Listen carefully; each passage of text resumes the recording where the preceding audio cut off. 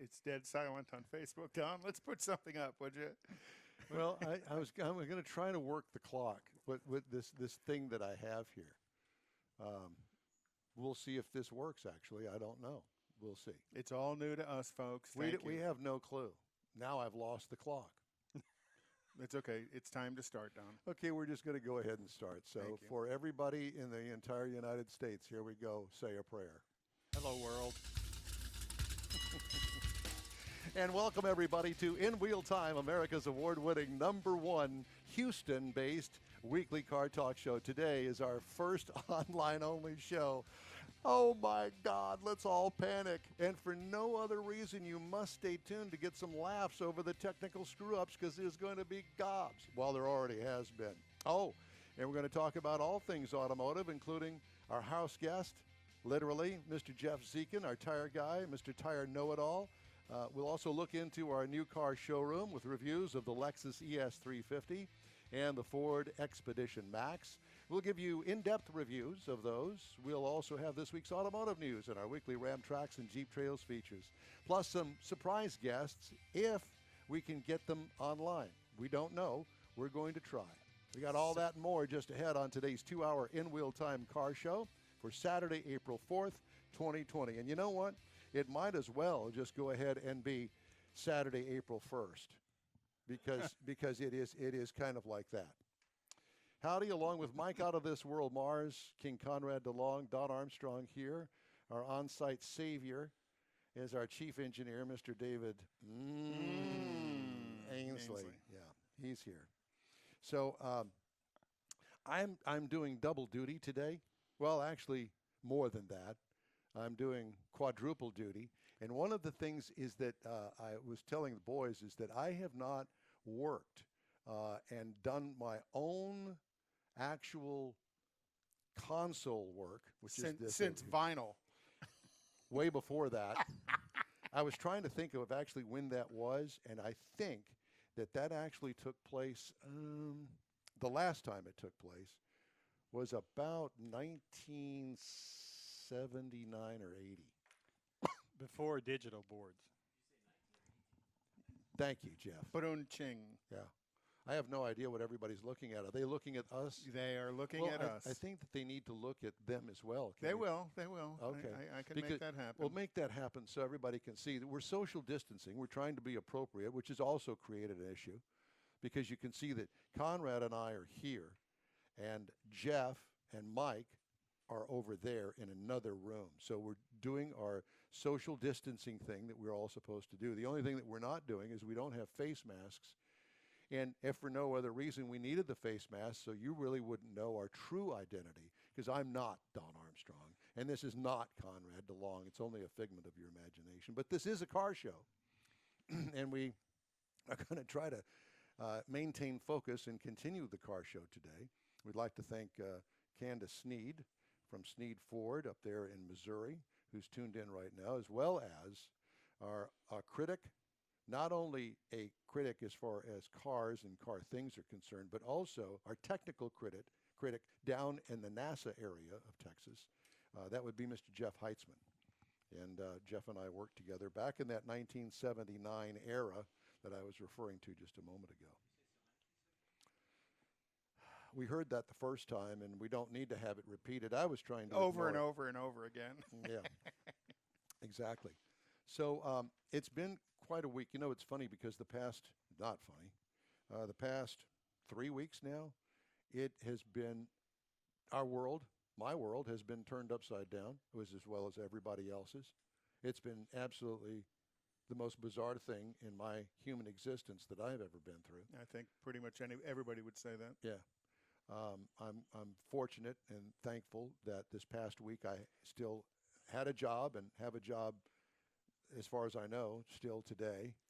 And we know that's a lot of people are not in that same situation. Right, and a lot of them got laid off this week. Mm-hmm. And so if you're watching this broadcast, thank you for joining us. And our prayers go out to you and your family, and we hope that all things work out for everybody because not everybody's got a job. Matter of fact, a lot of people don't have a job. But as far as that's concerned, we're just going to move on and get right to our car show. And today we have Mr. Jeff Zekin, the tire goddess that he is. Good morning. Yeah, let me see what that shot looks like. What are they? Are they one's in front of the other? That No, we got 3 shots. We're showing 3. We can show Jeff by himself. Let's do that. Okay, we can show Jeff by himself. Yeah, because it looks as though that Jeff is kind of standing behind Mike Mars, and for many reasons that is somehow appropriate. But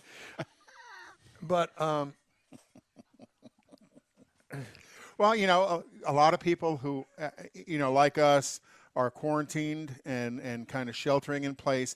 Everybody wants to get out to a car show, and In Wheel Time is your car show to get out to. God, what a horrible thought that is.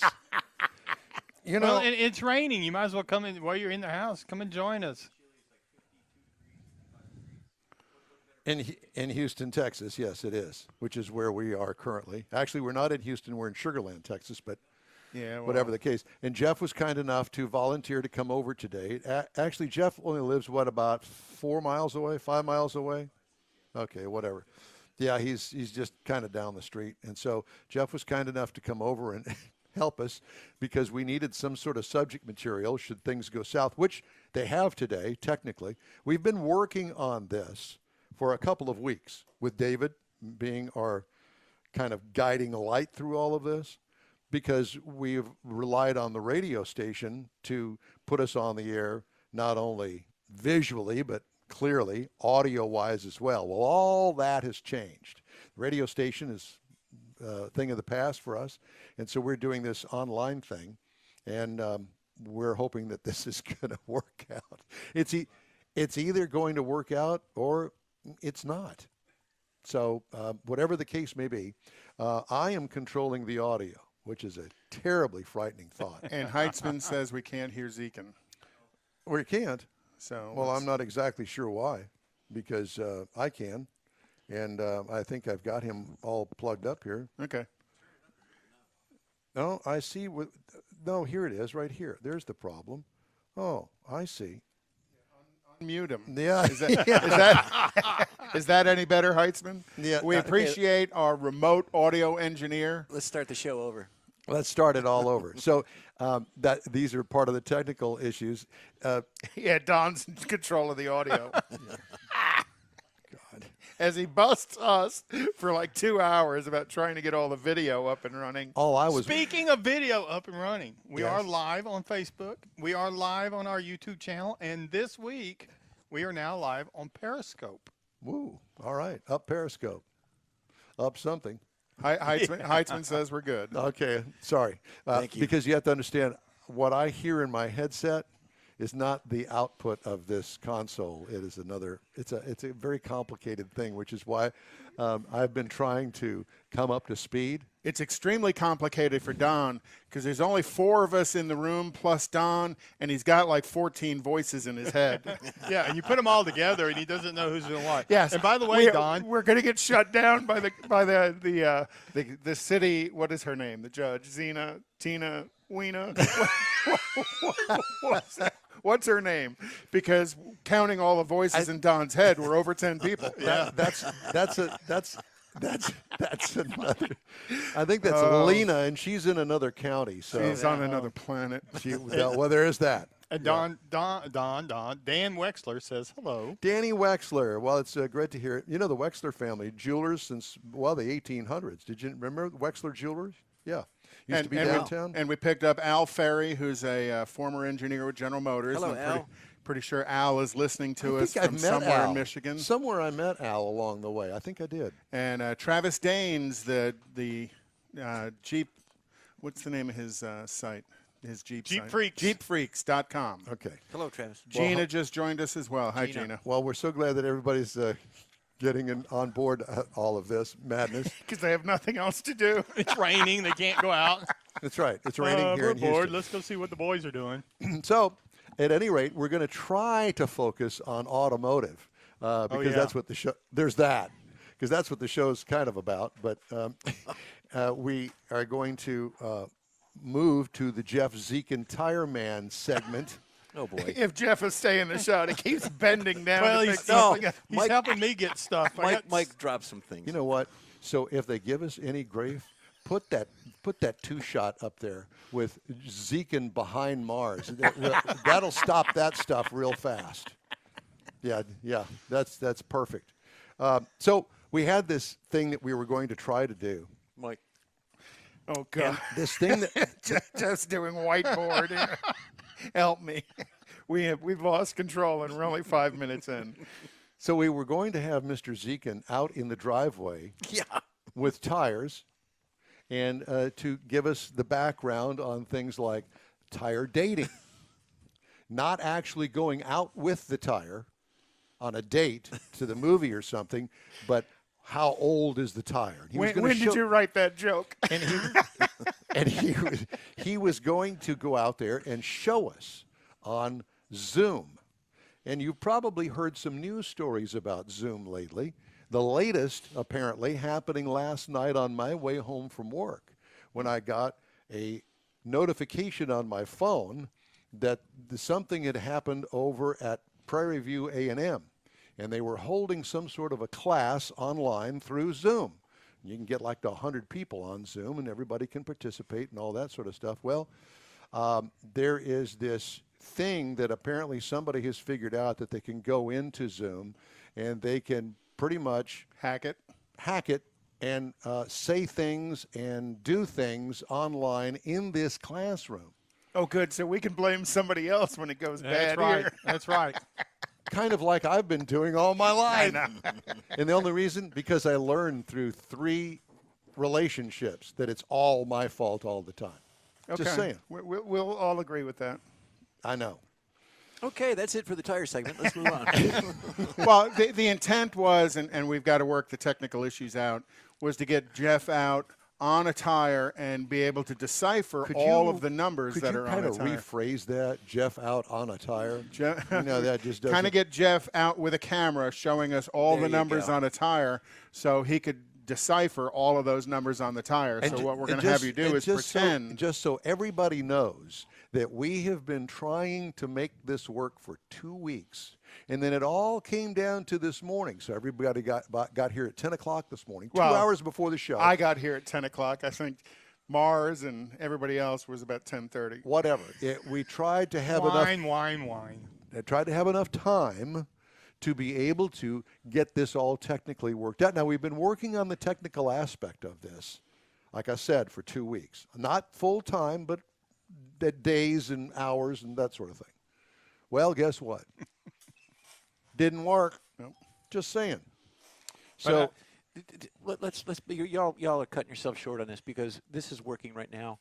There were some other things, in case the audience didn't know, there were some other things that they wanted to bring to you as an audience that were a little bit higher tech than what the 2 weeks would allow. That we're capable of obviously pulling off. The 2 weeks would allow, and it's it's not only equipment, but it's set up and things of that nature. But thankfully, we got what we got, and it's working. It's working great. We're good. Yeah.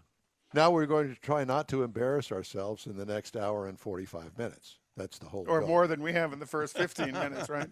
Yeah. Give a shout out to Ron Rempel, who's Ron.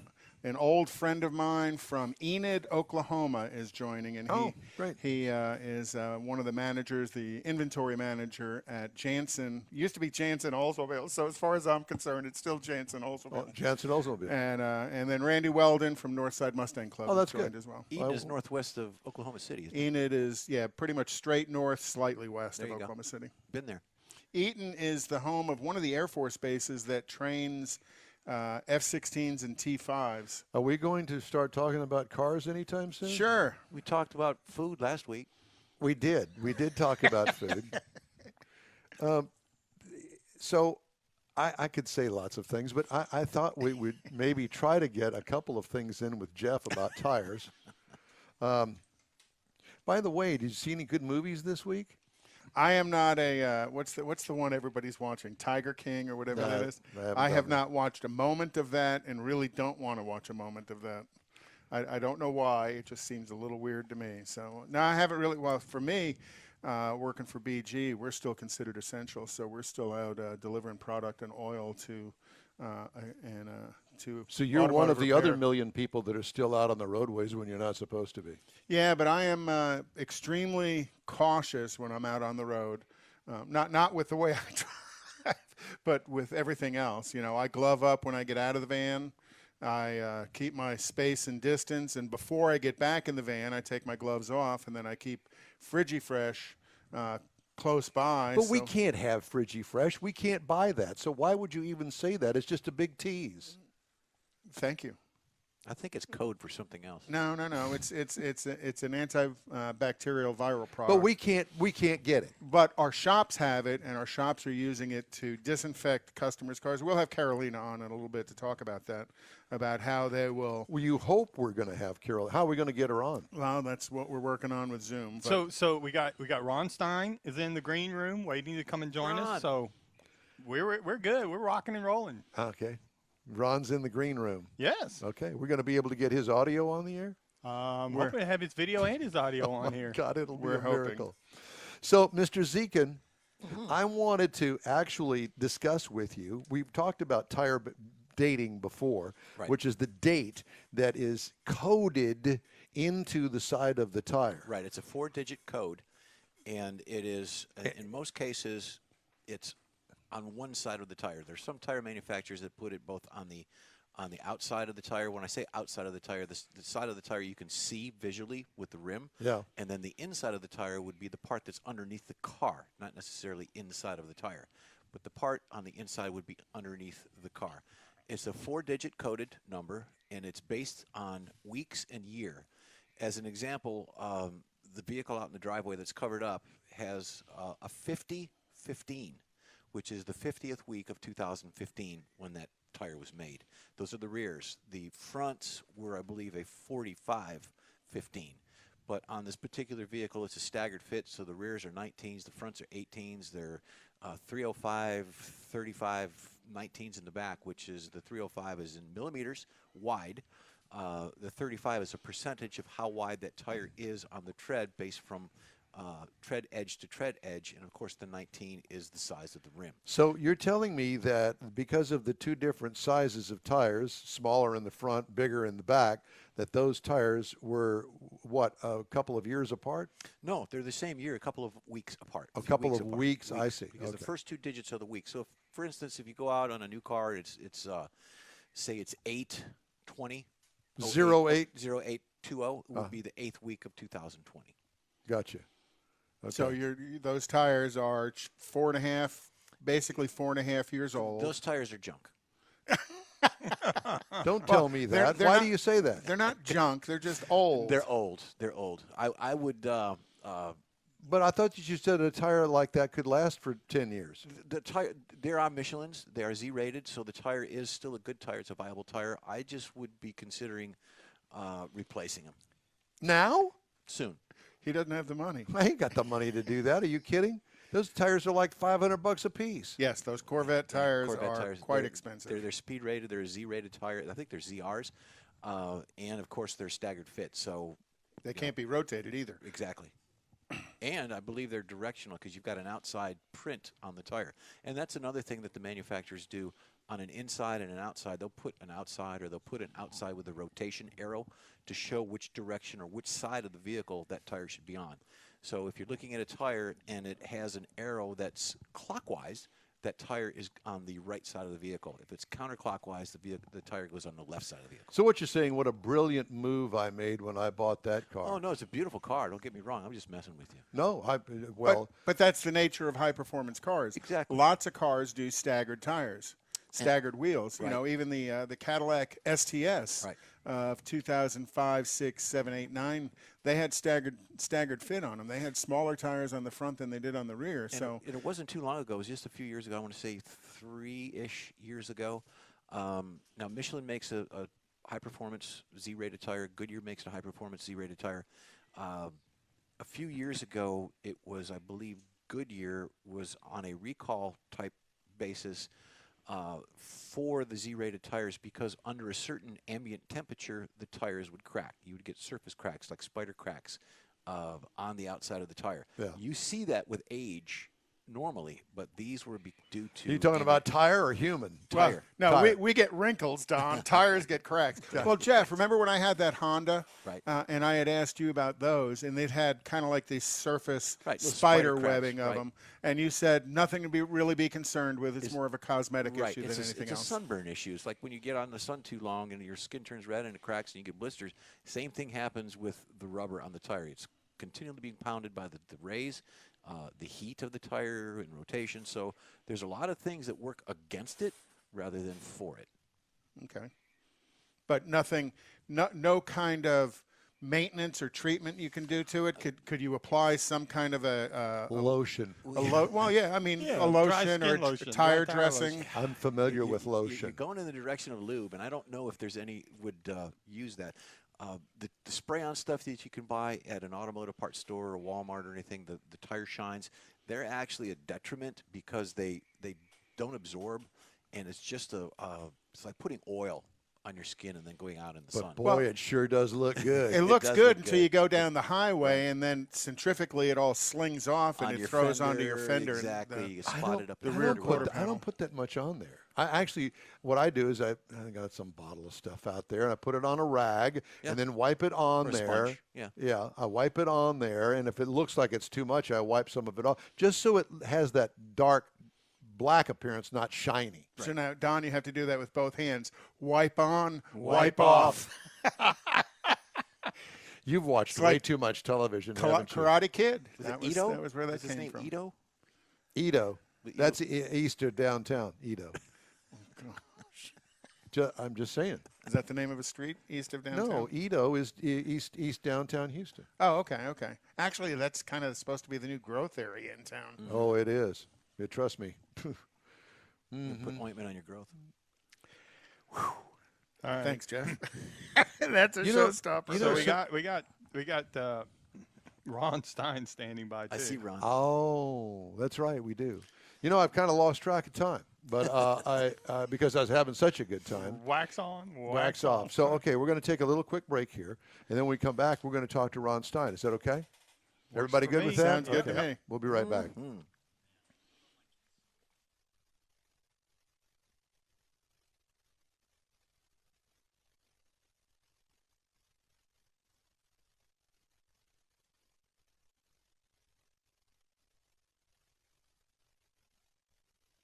Man, I love my kids so much. I once sat for 3 hours in the cold rain to watch her soccer team lose by 18 goals. I love my kids so much, I once used a tube to suck snot out of her stuffed nose at 3 a.m. You win. Love your kids? Love them enough to make sure they're in the right car seat. From toddlers to tweens, visit nhtsa.gov/the right seat to find the right seat for their age and size. Keep them safe. Visit nhtsa.gov/the right seat. Brought to you by the National Highway Traffic Safety Administration and the Ad Council. A social distancing tip. While the CDC urges you to avoid close contact, like hugging or shaking hands, there are other non-physical ways to say hello.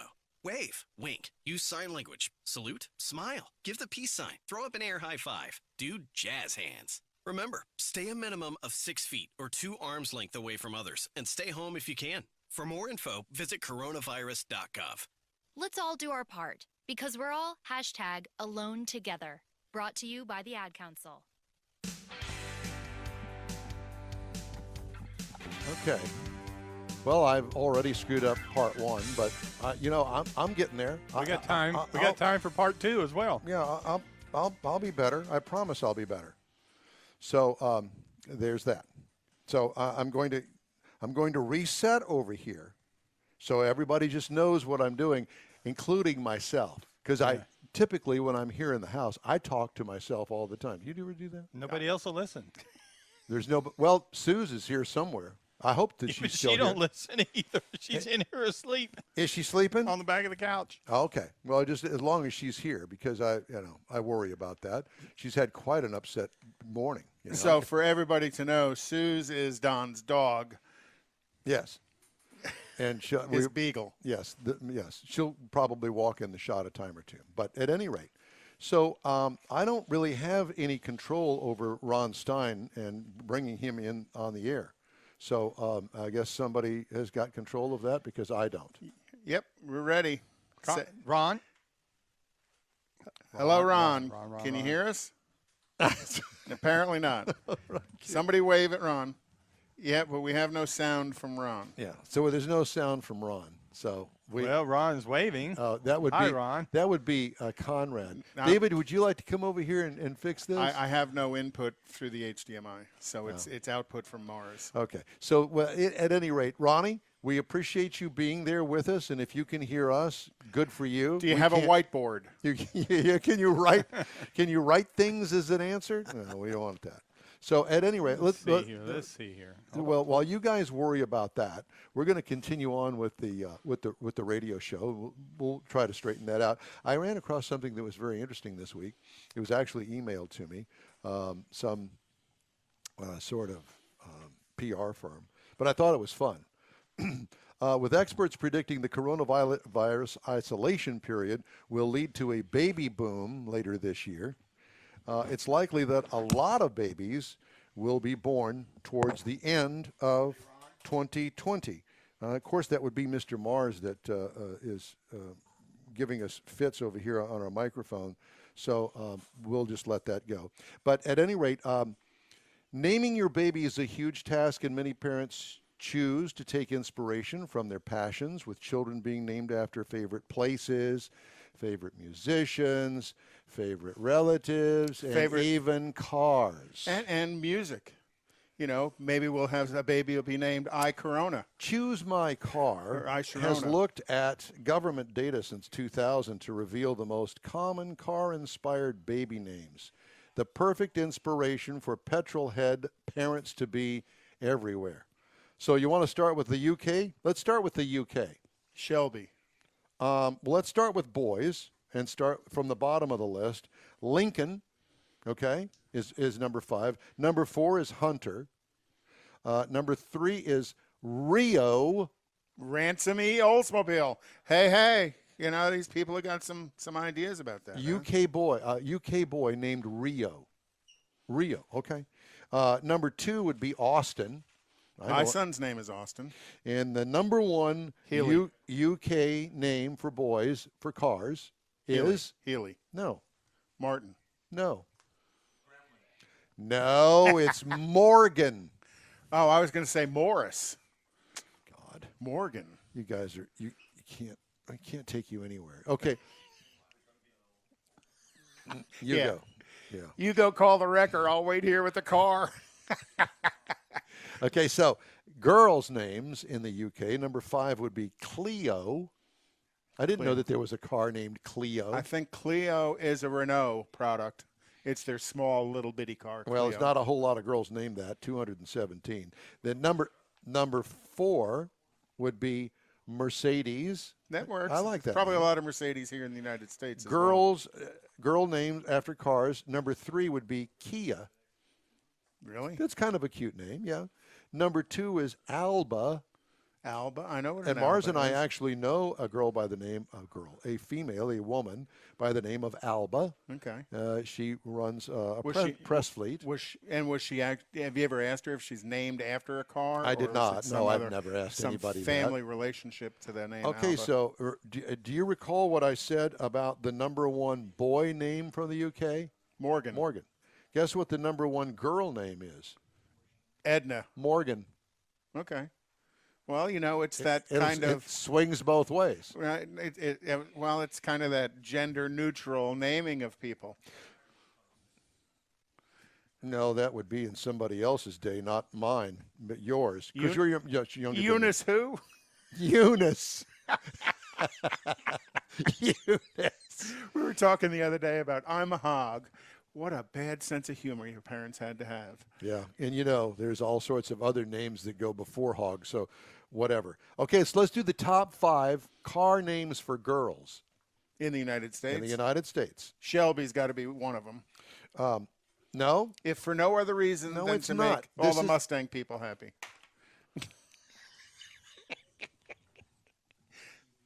you know, sometimes I'm a pain in the butt. total, but we love you. Number 5 girl's name from the U.S. is Lexus. Okay. Lexus. Number 4 name for girl in the U.S. named after a car is Devon. I did not know a car named Devon. Did you? Yeah. No, I know there's a car named Devon, but if I'm correct, I think it's like a kit car. I can't imagine. Whatever. I can't imagine that they were named after the car. But I knew a boy named Devon. What was that? well, we're getting a little feedback in there, but that's okay. That there was a car named Devon, and way back in my daughter's youth, there was a boy that she went to school with by the name of Devon. No, his name was Devon, and we called him Devil. But at any rate, so Well, that's only because he was trying to date your daughter. number 3 girl's name is Hunter. Number 2 girl's name after a car is Mercedes, and number 1 is Morgan. Well, that was UK. This that the is United also States? U.S. Is it really? Yes. Morgan is a big top name. Yeah, but I can't imagine that many Morgans named here in the States are actually named after the car, but they're named Morgan because it's a cool name. Okay, so boys' names. Boys' names. Number 5 in the U.S., boys' names, El Camino. Hudson. Hudson. Actually, I know a Hudson. A friend of mine, Mike Vergon, his grandson's name is Hudson. But Boys' name number 4 in the U.S., DeSoto. Devon. Devon again. Devon again. Number 3 boy's name, Cooper. Yeah, Cooper. Boy's name number 2. Is that only for mini kids? Boy's name number 2 is Hunter. And boy's name number 1 is Austin. And again, my son's name is Austin, but he wasn't named after that. It was while we were headed to the hospital, we drove past a sign that said Austin 174 miles. Seriously, that's how you came up with it? No, but I tell that joke all the time. My wife wishes I wouldn't. Oh my God. Because the sign we saw just before, it said cut and shoot 4 miles. She didn't want to name him cut and shoot. You know, you sir are we can't dress you up and take you anywhere, can we? All right, we're going to take a quick break. We'll be back here in just a second. 911, what's your emergency? There's a train that just hit a car. Sir, what is your location? Look around for a street sign, sir. It's 8th and Orchard. 8th and Orchard. Okay, very Thanks, good. Mars. 8th and Is that Orchard. you Sir, help overriding? is on the way. Why would you do that? The train still doesn't stop. You have to get there now. At a railway crossing, even if the engineer sees you and hits the brakes, it can take a mile for the train to stop. And for you, that's too late. Stop. Trains can't. Paid for by NHTSA.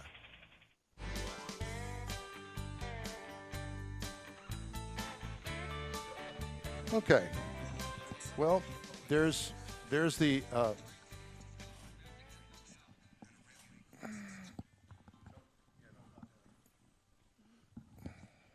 So I've got control of that? No, you don't. I do.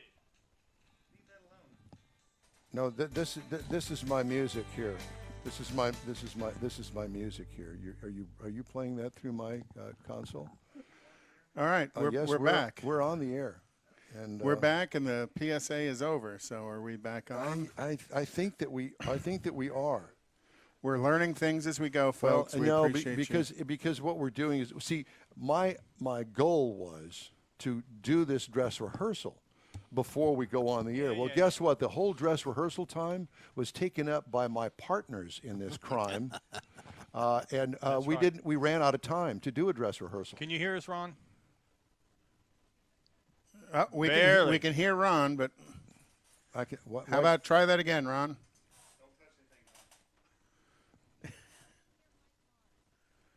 Well, we can hear you in the headset. You just need to be a little bit louder. No, that's no. Can we hear you now? Talk to us. No. We can hear the background, but very faintly. Oh, there we go. Right there. That's it. Turn that up. Let's Hello? Try Okay. it again, Ron. Say hi. And there's a little delay. There Well, we go. we can hear her, and I think it's because she's closer to the microphone. Right. Okay. Hey, Don, George Edward Skelton said Don dated a girl in high school named Izetta. Izetta. Yeah. Izzy, I think, was her kind of nickname. So at any rate, well, we have got whatever it is that you've done here, David. It's up. And There we go, Ron. And I can hear, Ron, can we hear you? Hello, Ron. Better, much better. Much better. Yes, Beautiful. thank you. We're glad you have an engineer there. Good, great. She'll take care of you, Ron. Hang on. So we He's apologize. my hot engineer here. Yeah. Well, we don't know how well that this is going out over the air, but he sounds like he's about 15 miles away from the microphone. Well, he's better now than what he was. Okay. Well, at any rate, But Ron, I can only hear Mike. I can only hear Mike. why can you only hear Mike? It's a good question. See, So, Mike, it's your interview. Go. Cutting through you go my right. microphone here. That's interesting. Hey, Ron. How the heck are you, man?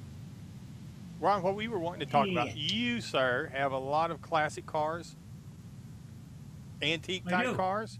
Some of them have got a lot of wood grain Got on it. the inside and outside.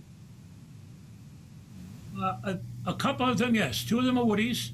One 47 Nash and one 46 Ford Woody, or both Woodies.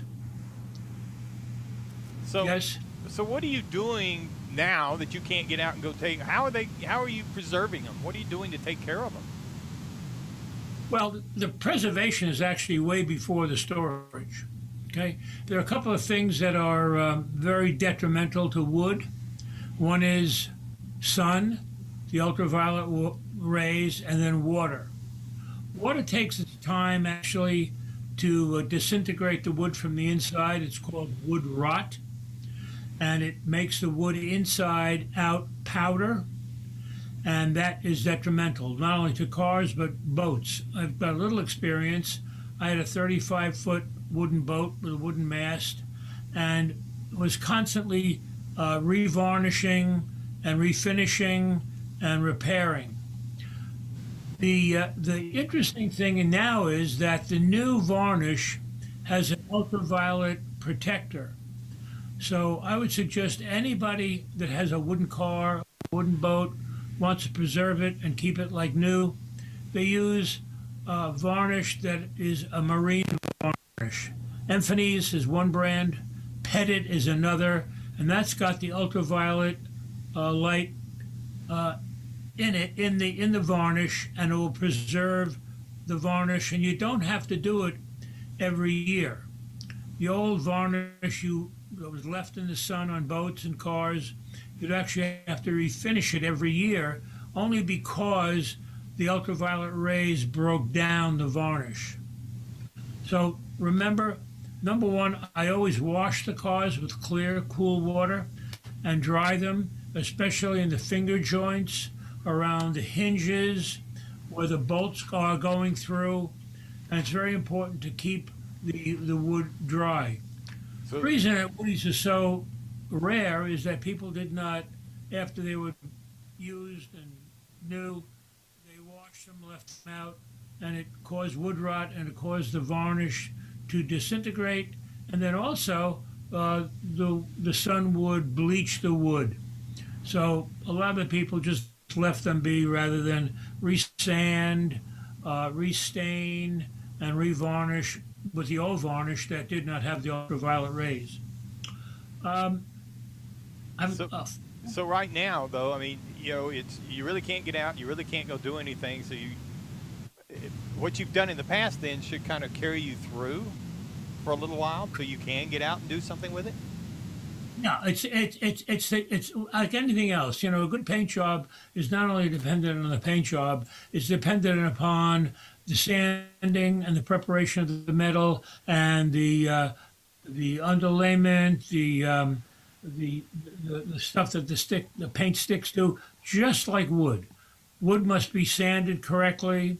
And an old trick that I learned from an old woodworker when I started doing my woodies was, you stain it, and then you sand it, and then you steel wool it, and then you wet it so the grain raises again. Remember, wood is wood is composed of fibers that are like little straws. And you sand with the grain, you sand all the straws together on the same level. The end grain, when you open that end grain up, it opens that little tube up, and the stain goes in, and that's why it's darker. So you have to stain it, and then you steel wool it, and then you wet it again, so the wood swells, and you steel wood again. And then once you put your varnish on, after you put a tack cloth on to remove any very insignificant small little particles of sandpaper or wood in there that makes it rough, it will come out beautifully, just like a smooth surface. So it's and really nothing like metal at all then whenever you go to try and take care of it as far as the car goes. because it's got grain and it swells, and it's got to be sealed properly. And then when you seal it properly and you re-stain it, the wood won't swell up again, and then you have a bumpy finish. And varnish is very unforgiving. Whatever underneath will come through. And of course, you never want to, on a classic car or classic boat, use anything plastic. You never want to make the car or the boat look like a top of a bar top. You want to, I always use a semi-gloss varnish. You want it smooth. You want it very, very satiny. You want to be able to look in and see the wood and not have the varnish or plastic reflect the light away. Hey, Ron. Any good? Hey, Ron, this is Yes. Jeff. Quick question for you. Now, you're talking about the wood and the preparation of the wood and to stain it and to get that luster back or to make it shine. Is there a difference between doing the wood that way and, say, a technician or a body person to do metal? Is there a difference in metal prep versus wood prep? Obviously there is, but so far as finishing and different techniques, because you said you use steel wool and the sanding and the prep of it, any good paint job or any good stain job is a result of prep, good prep. Well, you know, metal when it's bent and metal doesn't move, and that's why it cracks.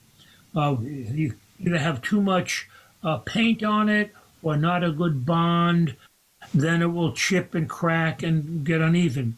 Wood is a little more forgiving because it is sort of flexible, and the varnish, even though it's hard, it's really a little more flexible than metal, and that's why you never want to use a plastic product, because plastic that looks like plastic, it's not varnish, will checker and will craze, and that's why varnish is it's unforgiving in many ways, and it's forgiving in another way, and you can tell a beautifully finished varnish product if you look into it. Okay, you don't look on it. So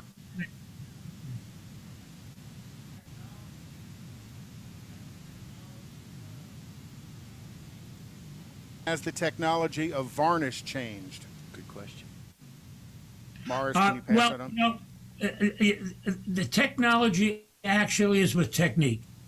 I know a gentleman that had a beautiful wooden Chris Craft boat, and he hired 4 guys. He flew them up from the Azores, and they prepared that wooden boat, and they varnished the boat, and it looked like better than it came from the factory. And this was a 50-year-old boat.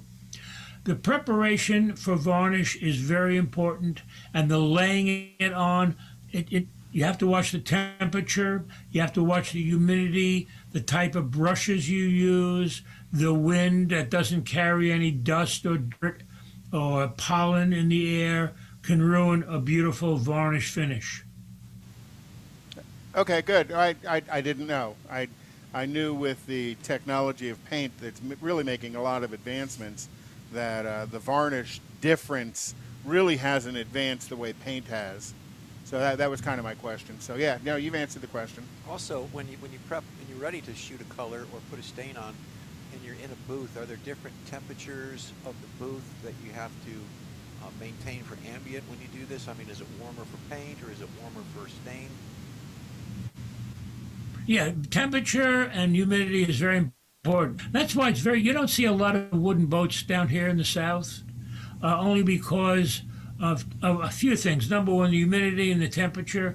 And the third thing is, up here there are organisms in the water and bugs in the water that will actually bore in and eat the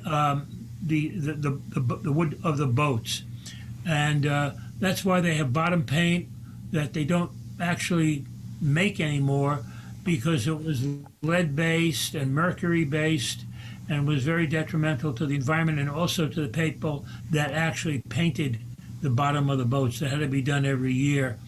If the boat does not have an undercoat bottom paint on it, it will acquire a lot of marine life that slows the boat down and is detrimental to the boat. It's kind of like having a Don Armstrong attached to the bottom of the boat. It's I can't detrimental. really hear you. You have to speak up. Well, I'm speaking up as much as I can, but at any rate, okay. So I think we've learned that Mars is the one that has to carry on the interview. Well, Ron, we appreciate you taking the time to talk to us and apologize for the little technical difficulties.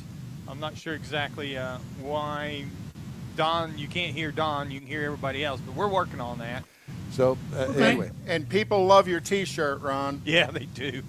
It is my Woody shirt. There you go. Yeah, there it is. There it is. Ron, thank you so much. It's sort of a duplicate of my 46 Ford Woody, which is a family car, which I've inherited.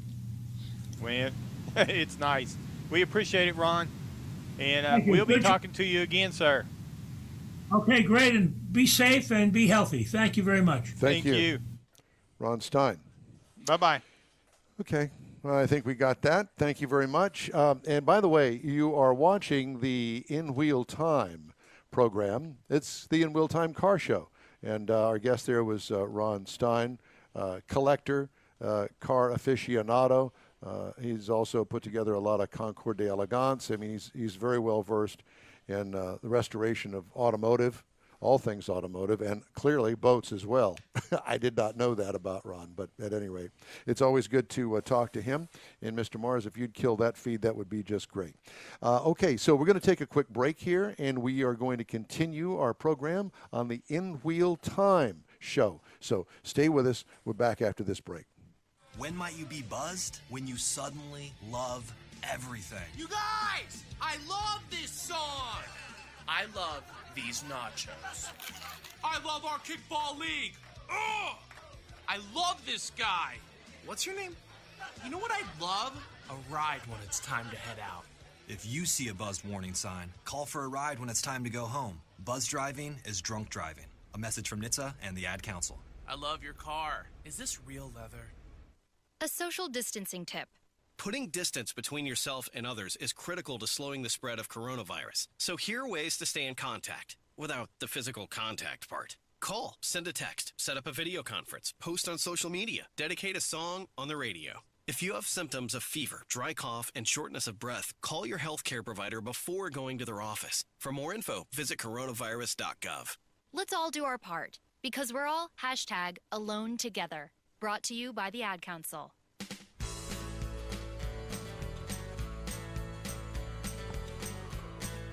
You know, that's kind of got a monkey's flair to it, Last doesn't it? train to Clarksville, and I'll right. meet you at the station. Yeah, kind of like that. And I'll be there by 4:30. I'll be wearing a 'cause mask. I've made a reservation, don't you know? I'll be the one wearing Welcome a to mask. the Conrad DeLong Music Show. Oh, yeah, you're not paying anything for it, so you're getting what it's worth. Listen, I spent a good amount of time trying to come up with music. And we walk all over it. And you walk all over it, and you absolutely hurt my feelings so terribly bad. We're sorry, Don. That's okay. So am I. I've been told that all my life. I'd pat you on the back, but it's Don't social touch me. distancing. That's it. He's Here, got I'll- 6 I'll foot do pole it marks like on him. this. I do have 6-foot pole marks on me. Here, let me see if I. There you go. I'm squeezing over here in my own corner. Who'd have thought, when you were young, you would tell people, I wouldn't touch that with a 6-foot pole. And today, you wouldn't touch that with a 6-foot pole. Actually, for me, it was 10-foot poles. 10 foot, yeah. 10-foot pole. Hey, she's got 10-foot pole marks all over her. Don't you remember that? Whoa. And we're in a different room. Send your complaints to info@inwheeltimes.com.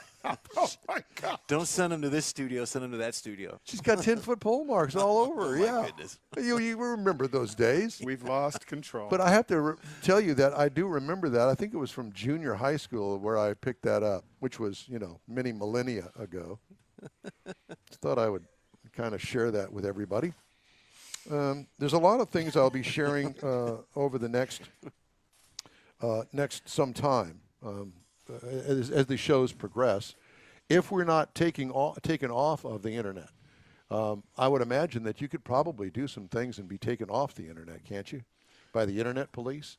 Not that I'm aware of, but you got to think. George Edward Skelton said Don had a friend who accidentally drank varnish and had a terrible end, but a beautiful finish. Let me just tell you. Let me just rim shot. Let me just tell you. I have known George Skelton since, was it junior high? I think it's junior high. He'll answer you back. I think it's junior high.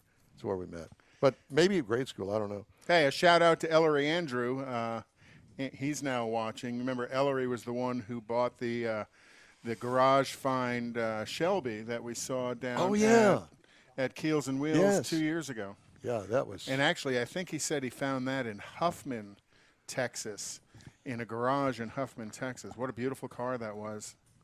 Yeah. Yeah, I never find anything like that in a garage anywhere. Be him. Yeah. Yeah. So I do know that we had another guest lined up, but I'm not exactly sure. Are we going to be capable of putting that interview on? Oh, sure. Let's give it a shot. Let's give it a whirl. Well, Mr. Mars, it's going to be your call, sir. And well, we're going to try here, Danny. Danny. Can you hear me? Yeah, I can hear you, sir. Can you hear us? Yes, I can hear you. I know we had a little bit of trouble earlier. Yeah. Danny Verander with the Demon Car Club is joining us. How's it going, man? Doing good. How are y'all hanging in there? Well, we're hanging. We are. Good. It's about all you can say. So right. So is tell us a little bit about the Demon Car Club. I mean, that's kind of an old school type name. Yeah, my father-in-law, Richard Seibert, started the club in 1957 up in Cahokia, Illinois, when he was in high school. And they started the club, him and 9 of his buddies. They lived in Maplewood, Illinois, which was across the tracks from Cahokia. So they made sure when they made their plaques, they named it Maplewood because they were proud to be sort of the outcast, if you will. So, but anyway, when I built 28 of mine probably about 12 years ago, he gave me one of his original plaques, and we resurrected the club. That's cool. There's a couple members still alive, including my father-in-law. And we've got about 10 members right now. And we just shut down our Las Vegas chapter, and we have a Bayou chapter in Louisiana other than the Houston chapter. Oh, so it's a pretty good size organization. Do you have a big conference? There all the demons come together once a year or something? Yeah, we go to a show in Lafayette, and we get together over there. And then we've been to Vegas and gotten together with that club. But that chapter, again, he moved out of Las Vegas and shut down that chapter. So we're just down to chapters right now. But that could change. You never know. And what type of cars do you have in the club? The cars are pre-64. So if you have a muscle car or something, you can't really be in the club. But pre-64. We used to be 57 and earlier because that's when the club was founded. But then a lot of the rockabilly type shows we go to is 64 and older now. So we opened it up to 64. And most of our members, obviously all of them are 64 and back. Yeah, but that kind of lets you get your station wagon, your really cool station wagon in, right? Yeah. My wife's 1960 Parkwood. I don't know if you can see it very well. Beautiful. Yeah. Yeah. So Danny, tell us, share the name of the car. The name of it is, let's see if I can get a picture of the sticker on it. Can you see that? And a little bit more to your left. Yeah, there you go. Well, what is the name? For those of us that aren't watching. The Dead Dragon. Yep. There's definitely a story behind that. We were at a show in Lafayette, and one of our members had a 55 COE cab over Chevrolet, and he had built a pickup truck bed onto it. So it was a lot of fun. And after the show, we're hanging out in the hotel parking lot, and a security guard comes up, which they normally do, and he asked, so what did they used to use this truck for? And so we told him, we said, well, my wife blurted out, well, it's a dead whore transporter. And the security guard totally believed it. He was like, wow, that's really interesting. And so sort of was a joke. And then when we found the wagon that we'd been looking for a couple of years, my wife wanted to name it the Dead Whore Wagon. So, Great. Nice. You know, I got lots of pictures of the women in the club laying in the back of it, pretending to be dead. So, but it's a lot of fun. Very reliable car. the Dead Whore Wagon. Good Lord Almighty. And which top 10 U.S. women's name does your wife have?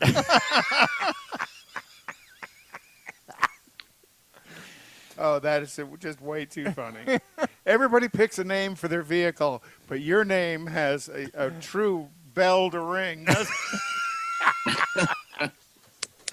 Or a sheet to turn down, I guess. Yeah. It'd be more along the And you really can't see it, but if you look at the pictures of the car, I mean, he's got it lowered a little bit. Tell us a little bit more about the car. Oh, God.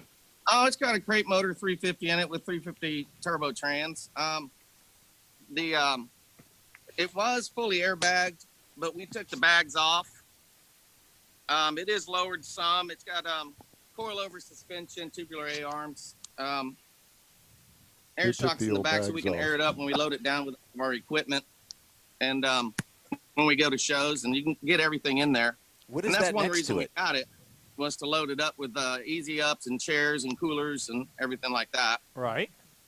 So where was the Parkwood in the range of Chevy station wagons, you know, like the Bel Air, the Biscayne? Where did the Parkwood fit in there?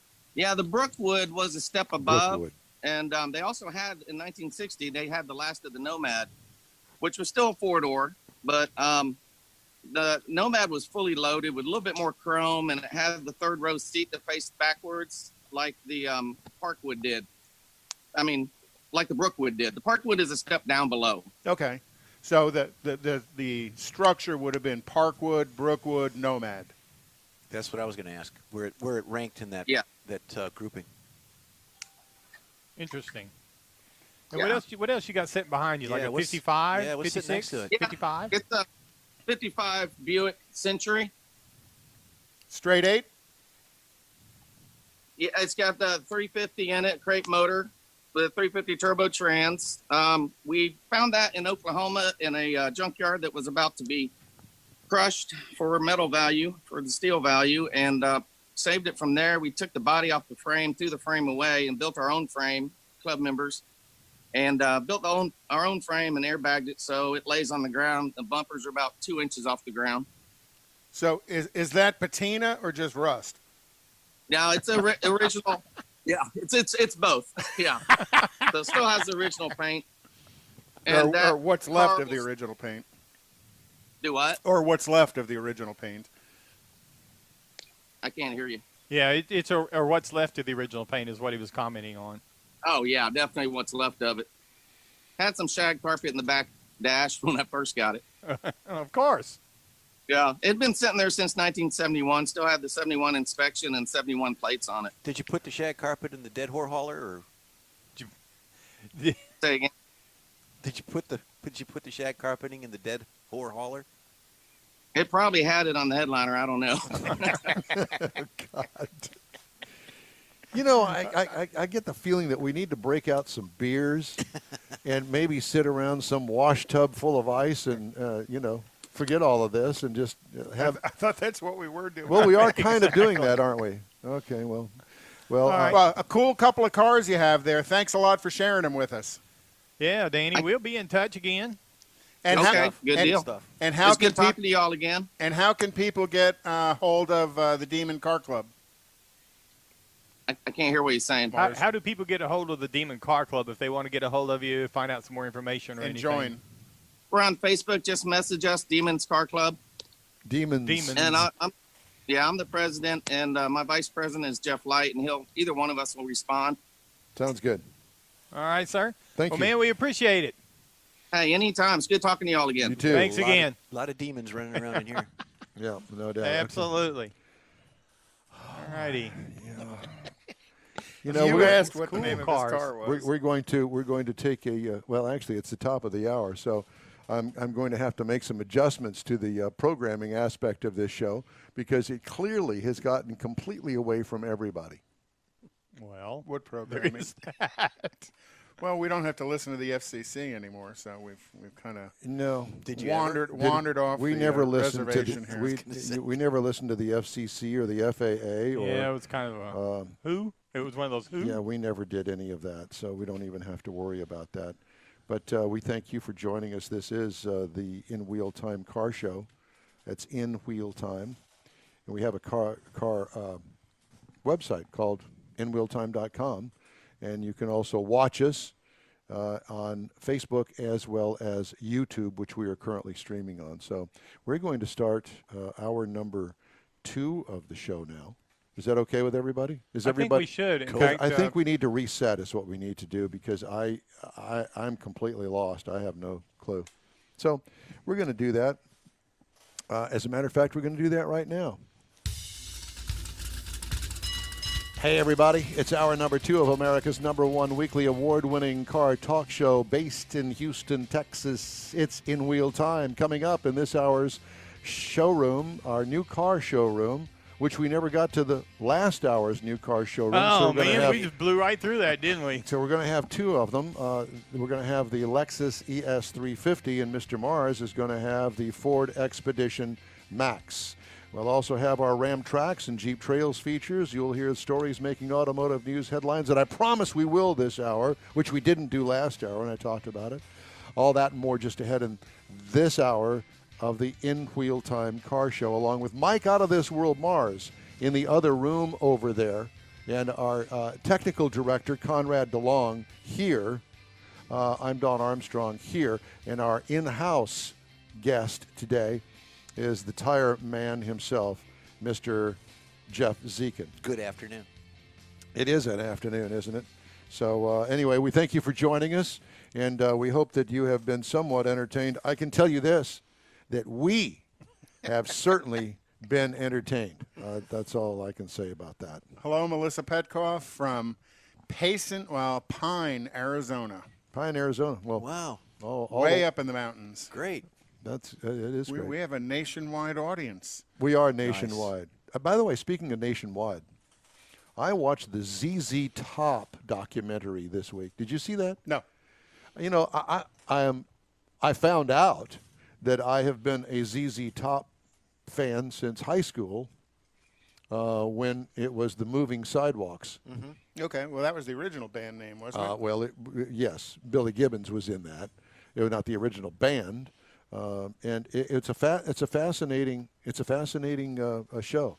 It's a little over an hour documentary, and they actually themselves, Frank Beard, Dusty Hill, and Billy Gibbons, actually do the narrative of it, and they're on camera while they do the narrative. So it's a history of ZZ Top, if you're a ZZ Top fan, which I am. And Billy Gibbons' solo name is Billy F. Gibbons. There you go, Billy F. Gina Child Knowles said she watched it as well, and she loved it. Yeah, I did too. Thank you, Gina. Is that Gina out of Arizona? No. Gina Child Knowles from Houston Short Track Racing Series up at Houston. I met Gina. That's right, I did meet her. Yes, you did.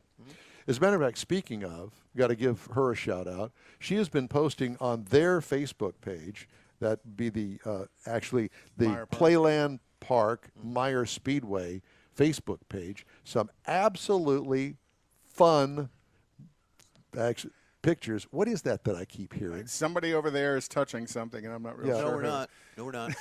No, we're not. Put up the shot where they're touching each other. Put that shot. No. Let me have that. I'll put it up there if you don't. Apart. We're 6 Get away from me. You are not 6 feet apart. Where is that shot? Oh, you want the dual shot? I want the dual shot. Do you have that one? Yeah, I'll get it. So you can see what they're set up like back in the back there. Yeah, no, that's not it. I've got to show you this. Our technical director is having technical difficulties. I'm not having technical difficulties. You just asked for something I wasn't ready for. So there's the shot of Zekin behind Mars. Oh, my God. Oh, Lord. I can't see it. Well, that's just fine. That's just you. We're going to keep it that way, okay? Yeah. So here's what I thought. Let's see. I'm not exactly – I have been so lost in this. This is the second hour. We're supposed to have Carolina on. We haven't heard about that. She is in the green room. She's in the green room. We're gonna talk to her right now. Whenever you're ready. Okay. Well, she's ready. If she's ready, then why don't we go ahead and do that? And let's do that right now. Howdy, ma'am. Oh, hold on. Just the little audio glitch. Mm-hmm. Well, Carolina, we're trying to get you here, and we'll figure something out here in a moment. Okay. How's that? Yeah, we can see you waving your hands. Yeah, we know that you can hear us, but obviously we've done something wrong on our end. She has from that room over there. She has her princess tiara on. Nice. Yes. And usually, when we did this yesterday, it worked just fine. And you know I was going to bring mine. Well, while you guys mess with that in there, then I am going to do a car review. How's that? That's a good idea. Thank you. I think that that's a great idea as well. So I'm going to go ahead and do that. I don't know what that sound is. That's something from Mr. Mars. So we're going to turn that away, and now we're going to move on with the Lexus car review. So here we go. The 2020 Lexus ES350 had a chance to drive this just a couple of weeks ago. So it comes in several trim levels. It starts with base, then it goes to luxury, ultra luxury, and the F Sport. This is all in the ES. Now this is a four-door sedan. It's called a mid-sized car, seats 5 passengers. There is also a hybrid model, but we're going to set that aside. For this particular thing, these are all powered by a V6 engine, and I will tell you more about that here in just a moment. I need to turn off everybody's audio here. We just had Carolina. I know, but so let me finish this car review if you don't mind. So the ES3, then you need to. Here, let me fix this. Let me fix this. There. Now, I've taken care of Conrad, so now I don't have to worry about it. My gosh. Y'all don't mind us. Go, Don. So here is the car review for the Lexus ES350. Exterior features include a sleek, fastback design. It has ultra-modern Z-shaped headlights, and I really didn't notice them as I was standing there looking at them. It took me a while, and I thought, wow, those are really cool. Waterfall grille treatment to the infamous spindle grille. That is available. So that they've kind of changed up the insets of this spindle grille depending on what trim level that you buy. Smart, modern taillight treatment, overall elegant look on this car. Really good like it. It's a sleek fastback four-door. Interior highlights, wraparound F Sport seating with awesome contrasting color options. Sharp dash styling, large standalone infotainment screen, odd placement for the function knobs above the instrument cluster. What is it, Suze? Come over here, baby. My dog apparently woke up from her nap. Cargo room, adequate for a sedan, the trunk. What I liked about it, the overall interior comfort of this car. What could use improvement? Lack of touchscreen control for the infotainment system. It's bothersome because it's got this little touchpad down in the center console. Put your finger on it, and then you have to look at the cursor up on the infotainment screen while you're driving down the road. I'd have much rather had the infotainment screen closer to me so I'd just touch that and get the function that I wanted, like changing radio stations and that sort of thing. Anyway. 3.5-liter V6, 302 horsepower, 267 pound-feet of torque, 8-speed automatic transmission. It's listed as 22 miles per gallon city, 31 highway for a combined of 25. I got 28.3, but most of my driving is done pretty much on the highway, beltway, that sort of thing. What I liked about it, plenty of smooth power and a great transmission. What could use improvement? I think a 300 horsepower four-cylinder engine would be a nice option to have. Just going to throw that out there at them. They probably thought about it, but they haven't gone there yet. But yeah, I'm sure there's a four-cylinder turbo somewhere in the works for it. Oh, I'm sorry. Say that again. I had your microphone off over here. Well, I'm sure I'm sure somewhere there's a four-cylinder turbo in the works. You would think. Well, they have it. Well, Ford's got a great one. Well, Lexus does as well because they have that little four-cylinder turbo in the NX. That's right, they do. In the little smallest sport utility that they sell, so it might not be a bad transition. Well, I mean, 22 miles per gallon in the city. Yeah, I think that they could probably do better with a four-banger, don't you? Yep. Ride and handling. This F Sport, it's got a sporty nature to it, but it keeps its comfortable, basic, comfortable quality. what could use improvement? I think that they need to have one called the F Sport Plus and give it a little bit more horsepower, a little bit more track-type handling. Just my thinking. Base trim price on this car, $44,635. As tested, $51,890. Wow. Base model price, $39,900. I did not realize that you could get into a Lexus ES for $39,900. I had no clue. Now, the Acura TLX is a competitor at $33,000. The Audi A4 at $37,400. And the Toyota Camry, $24,425. Yeah, but the Lexus ES, to me, is much larger than the Audi A4. My daughter had an A4, and I've been in and out of the ES. It just seems interior space. There's substantially more in the ES than the Audi A4. Perhaps. I just threw that out there. And the ES is kind of isn't that Lexus's version of the Toyota, not the Toyota Camry, but they share platforms. Yeah. Okay, we've got more of the In Wheel Time Car Show coming your way right after this quick break. But I have to get it set up first because I go so verklempt after the last faux pas over here with my table partner, Conrad. Is that like a dance partner? It's very much like it actually is a dance partner. You just can't figure out who's leading or following. Like or you, get out of the way. Like you over there in the other room with your with Jeff following behind you. Yeah, but I got Carolina. Yeah. Okay. Hello, Carolina. Well, we're going to get to Carolina after this quick break. So have you got Carolina, Conrad?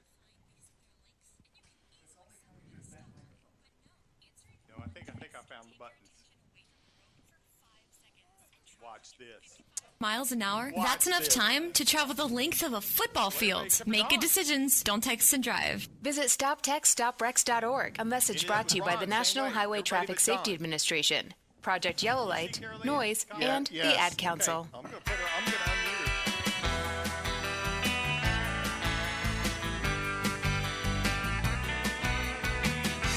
That's good.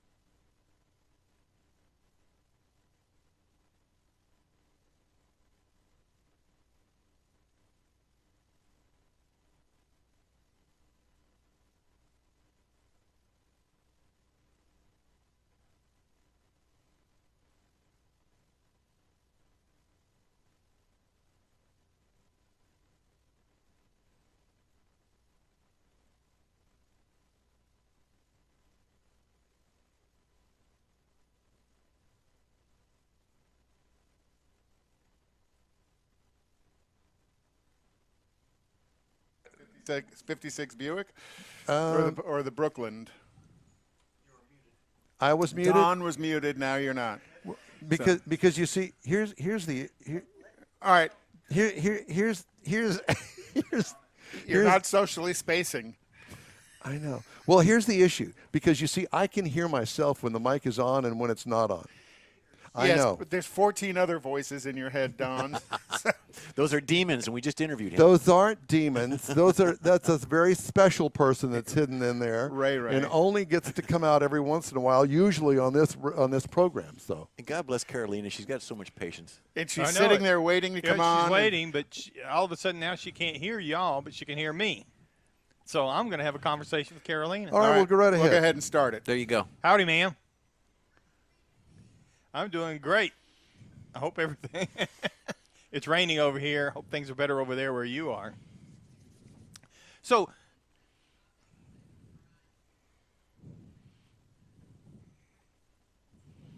Well, it looks a little bit better too. I mean, over there in the other one, you had bench presses and you had drill presses and you had all kinds of tools that looked like a working shop. This looks a little bit nicer.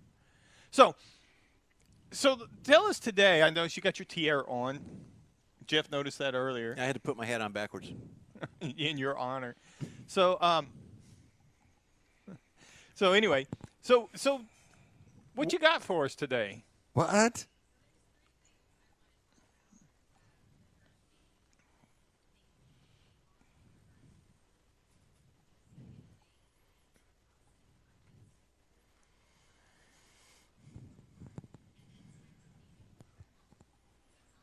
Yes, ma'am. Stuff that we can do at home because that's where we all are.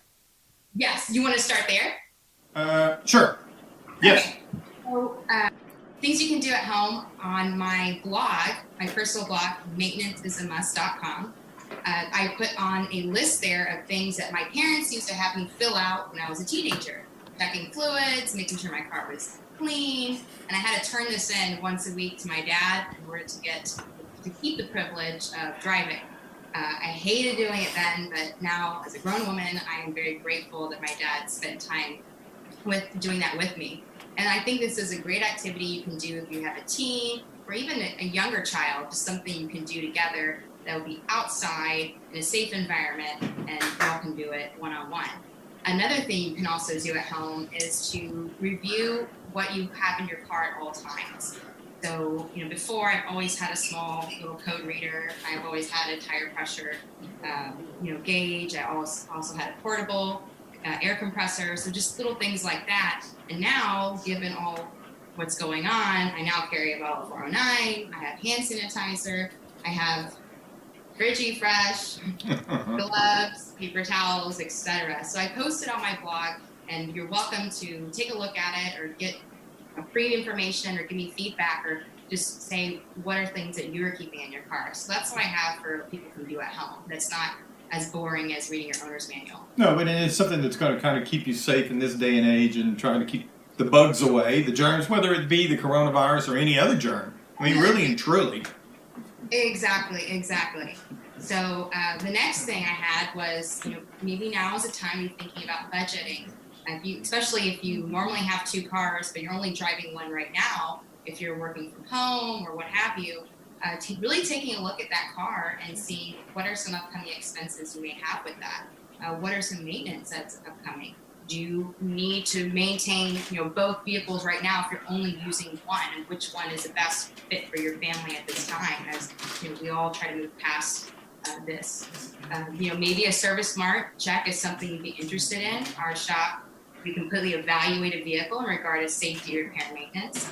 Even if you don't come to us all the time, we'll still give you the report, and at least now you know of what's safety, what's really important, what are things that are broken but not affecting safety, and what's upcoming maintenance for your car. And then, if you live on the north side, you can get that taken care of wherever you normally go. But I think the important thing is just to kind of acquaint yourself with your vehicle and understand what it could need in the future. And the more information you have, the better financial decision you can make that's right for your family right now. Right. Particularly now with everything going on, a lot of people's hours cut back. Absolutely. Maybe the car that you need to be driving, you need a bigger SUV to move things around, or maybe you just want to utilize a small car right now. Just looking at different options as far as keeping up with the car and what we all want. We don't want to endanger ourselves or other people on the road. And it gives you an opportunity to prioritize what you're doing to the car as well, Mark. Absolutely. With the Service Smart Report, we just email it to you, and you have pictures. You have it already listed in order priority by AAC certified master technician. If you'd like an estimate from us, we're more than happy to write one up for you, or you take it to wherever you normally go. It's no problem. But that way you have an idea of where you kind of stand. With so many things going on right now, I feel, at least personally, we're kind of looking over what our plan has been and making some adjustments where we need to. I think that's really important to kind of take this moment, take a step back, and just figure out what needs to be made a priority and what doesn't. And another thing that you're the opportunity to do is, since you're down to kind of one daily driver at this point, you can put your other vehicle in to get it taken care of while your daily driver's still operating and everything's going good, and then it kind of saves you the struggle later on of needing 2 daily drivers, and then it's a little more difficult to put one in the shop. Absolutely. Great point. Mm-hmm. Carolina, I've got a question. We had a couple of segments ago, we had the president of the Demons Car Club on, and they have interesting names for their vehicles. No. Do you have a name for your vehicle? Did you name your vehicle? Can you? I can't hear him, Mars. He was asking about. Do you have a name for your personal vehicle? Do you have a unique name? Yeah, pet name or. Not named my Expedition. My previous vehicles I have named. One was Brittany after Britney Spears, and the other one was Emma after Jane Austen's book. So I do have names for my cars, but I haven't named the Expedition yet. But you don't have a name for the Rolls Royce? That's the Roly Poly, and my nephew named that. You couldn't say Rolls Royce. He kept thinking like a roly poly, like little bugs that he liked to play with. So the Rolls Royce is, I wanted Prince Charming. I was outruled by a 5-year-old. That's the way. There you go. And there's 5 of them here in this room. That's kind of the way it goes sometimes. So now that we've kind of talked about the things that people can do, do you have some gloves with you? Yeah, I do. And one of the things, I was having this conversation with my wife about the proper way to put gloves off and on. Conrad's talked about it, but trying to convey that, if you don't see it, it's a little tougher to understand the real way that you're supposed to do this without touching your skin. And I was wondering if you could show us that. And you're supposed to wash your hands before and after you put on gloves. So putting on the gloves does act as a barrier, but you're still supposed to wash your hands before and after. So I just put hand sanitizer in my hands, and I'm putting a glove on. Put your hands up in the screen. I'm sorry? Up here where we can see. Raise your hands up where we can see what you're doing. Okay. Gloves. Still. Pink gloves. Pink gloves. Gloves, of course, because if not, the guys will take them. No one wants to walk around with pink gloves. So Ray does. Oh my God. Okay. Glove. Oh, you can see my hand? Yes, ma'am. No, we can't. You're still down too low. Put your hands there you in go. front of your face. All right. If So it now doesn't have fit, the you must gloves. quit. The problem, I think one of the questions is coming when you take off the glove. Right. When you're first on the glove, after you wash your hands, you want to make sure they're fit and they're snug. You want to make sure you get the right size. On most gloves in the boxes, they'll have a way you can measure your hand, so you can ensure you're buying the correct size. You also want to make sure you have this pulled down, because this is where you're going to try to avoid touching your skin. So after I've gone and checked in a car, etc., you then go ahead and tug this. Oh, I guess I gotta go higher. Yeah, you get it up either. There you go. You pull this off. Okay. Yes, you put in this hand. You get 2 fingers. I don't know how I can do this. You get 2 fingers, and like that's why we're saying it was so important to create that space, so that way you're reaching under with your clean hand, so you're not, contaminating it, and then you pull. Now I can. Yes. There you go. Very good. Out of the way. Okay. Okay. And what I do is like a step further. For example, whenever I am, spraying down my car and I have paper towels that I've used, I will actually, when I'm taking off the first glove, have the paper towel in my hand. So that way it stays inside the contaminated glove that I'm then going to throw away. Well, and something people really need to be cautious of is throw your gloves away properly. Don't just throw them on the ground. There's actually, I've been seeing a lot of social media and photographs of people that when they take their gloves off outside their car, they just throw them on the ground. You're disgusting. Manage your glove and your contaminated gloves correctly and throw them out. What I do is I keep an empty, and this is a plug for Sonic, Route 44 Sonic cup, and I'll put my dirty gloves inside the Sonic cup and then put the lid back on it, and I don't have a straw on this one, so I know which one is which. And then I have a container for my contaminated gloves, and sometimes, I may have 3 or 4 sets of gloves that I've taken on and off through the day, but they're all inside that container, and then I'll go properly dispose of that container. But way too many people are throwing their gloves on the ground, and that's disgusting. Can you believe we're talking about this? Yes. And about how to dispose of gloves and how to wash your hands and all. Where were we, 6 months ago? Yeah, well, incredible. We weren't washing our hands. That's right. And that's the problem. Yeah, that's part of the problem. But we know where you go during the day. you Obviously over to Sonic and get you a Route 44. Somewhere between 2 and 4 o'clock every day, I drive through the Sonic because that's happy hour. And you can get half-price drinks, so I have that empty Route 44. The problem with emptying the Route 44 is I got to empty me a little more often, and that's a little more difficult today because you can't just go to the McDonald's and go inside and use the restroom. Yeah. So you got to kind of plan ahead for that. There's no place between here and there sometimes to stop. Carolina's got this look on her face. Like, what are they talking about? Next week we'll have Conrad show us. No.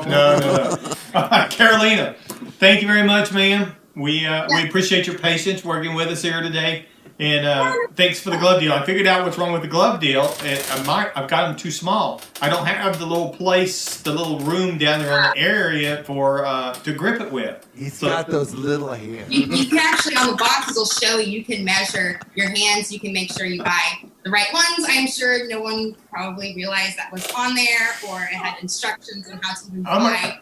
How many guys read instructions, particularly on glove boxes? Okay, I know that's what you were going to say. Look, it's exactly what you were going to say. He's got those little Michael Jackson If anybody hands. has car care questions, whether you're concerned whether you need to get something done already, or if you're hearing a noise, our shop is always willing to help any way we can.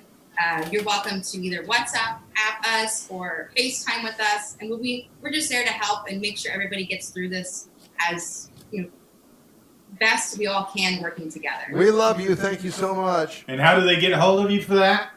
They can call 713-270-0474, or they can visit us online, professionalautocare.com. Very good. Beautiful. Thank you, ma'am. Thank you. Bye. Bye-bye.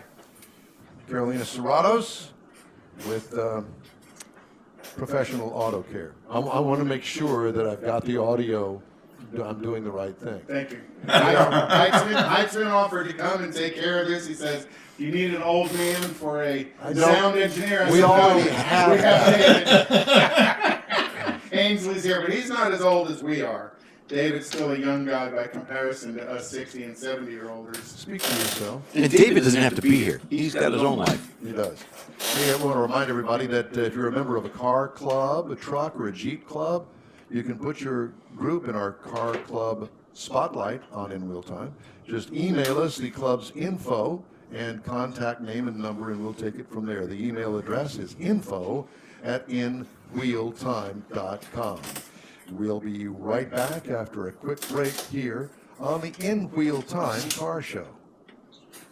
RB, OMW, be there in a few. You may think that these kinds of texts are fine because of their links, and you can easily send them at a stoplight. But no, answering one text can take your attention away from the road for 5 seconds. And traveling at 55 miles an hour, that's enough time to travel the length of a football field. Make good decisions, don't text and drive. Visit StopTextStopWrecks.org. A message brought to you by the National Highway Traffic Safety Administration, Project Yellow Light, Noise, and the Ad Council.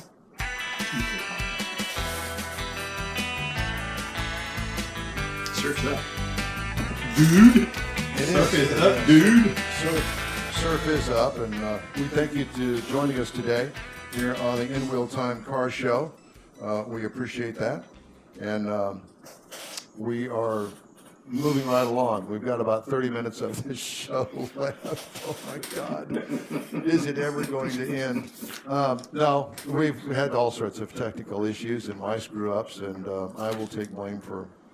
We have no blame. We're just here. We are who we are. We are learning. This is an educational process for us. And it's an educational program. And thank you for putting up with us today. Remedial education, but educational nonetheless. And if you had an aerial shot of Mike's desk here, it looks like a fried egg with a broken yolk out here. That's how spread out he is. Oh, really? Well, it wasn't that way. It's not the way I left it. It's Don's. It's desk. It's Don's desk. We are broadcasting today from Don Armstrong's home in Sugar Land. Don Armstrong Studios, yeah. Central. Okay. At any rate. Yes. Yeah, We are Armstrong. There you go. Well, at least we have a place to broadcast from. Amen. This week. This week. That's right. You don't know what kind of mood I'm going to be in once I get off of this broadcast. But we can only guess. Yeah. But it's all good, actually. I actually have had a good time. We've had some really good fun times today, I think. Yeah, Randy Weldon says he's very impressed. Nothing is caught on fire yet. Thanks, Weldon. And we apologize for Richard Tomlin with Apex Auto Works because you ain't getting on. No, I don't think that was Richard. That was the Demon Car Show. Well, yeah, that was the Demon Car Show. Richard's in the green room. Well, you know what? I don't know as if we're going to have time to get to him, but Richard, if you're good with all of this, you just hang tight because we got a lot to do. We've missed every break that we have programmed into the show, and it just is not happening the way that it's supposed to happen. So I apologize again. But if I kept doing that, that's all I'd be doing all day. So just a little fine-tuning. Yeah, we're fine-tuning it. We're fine-tuning it. That's what it is. All right. I can only imagine what it's my like guest is going to be like. If you all just pause just a moment here, let me get to the bottom of the hour.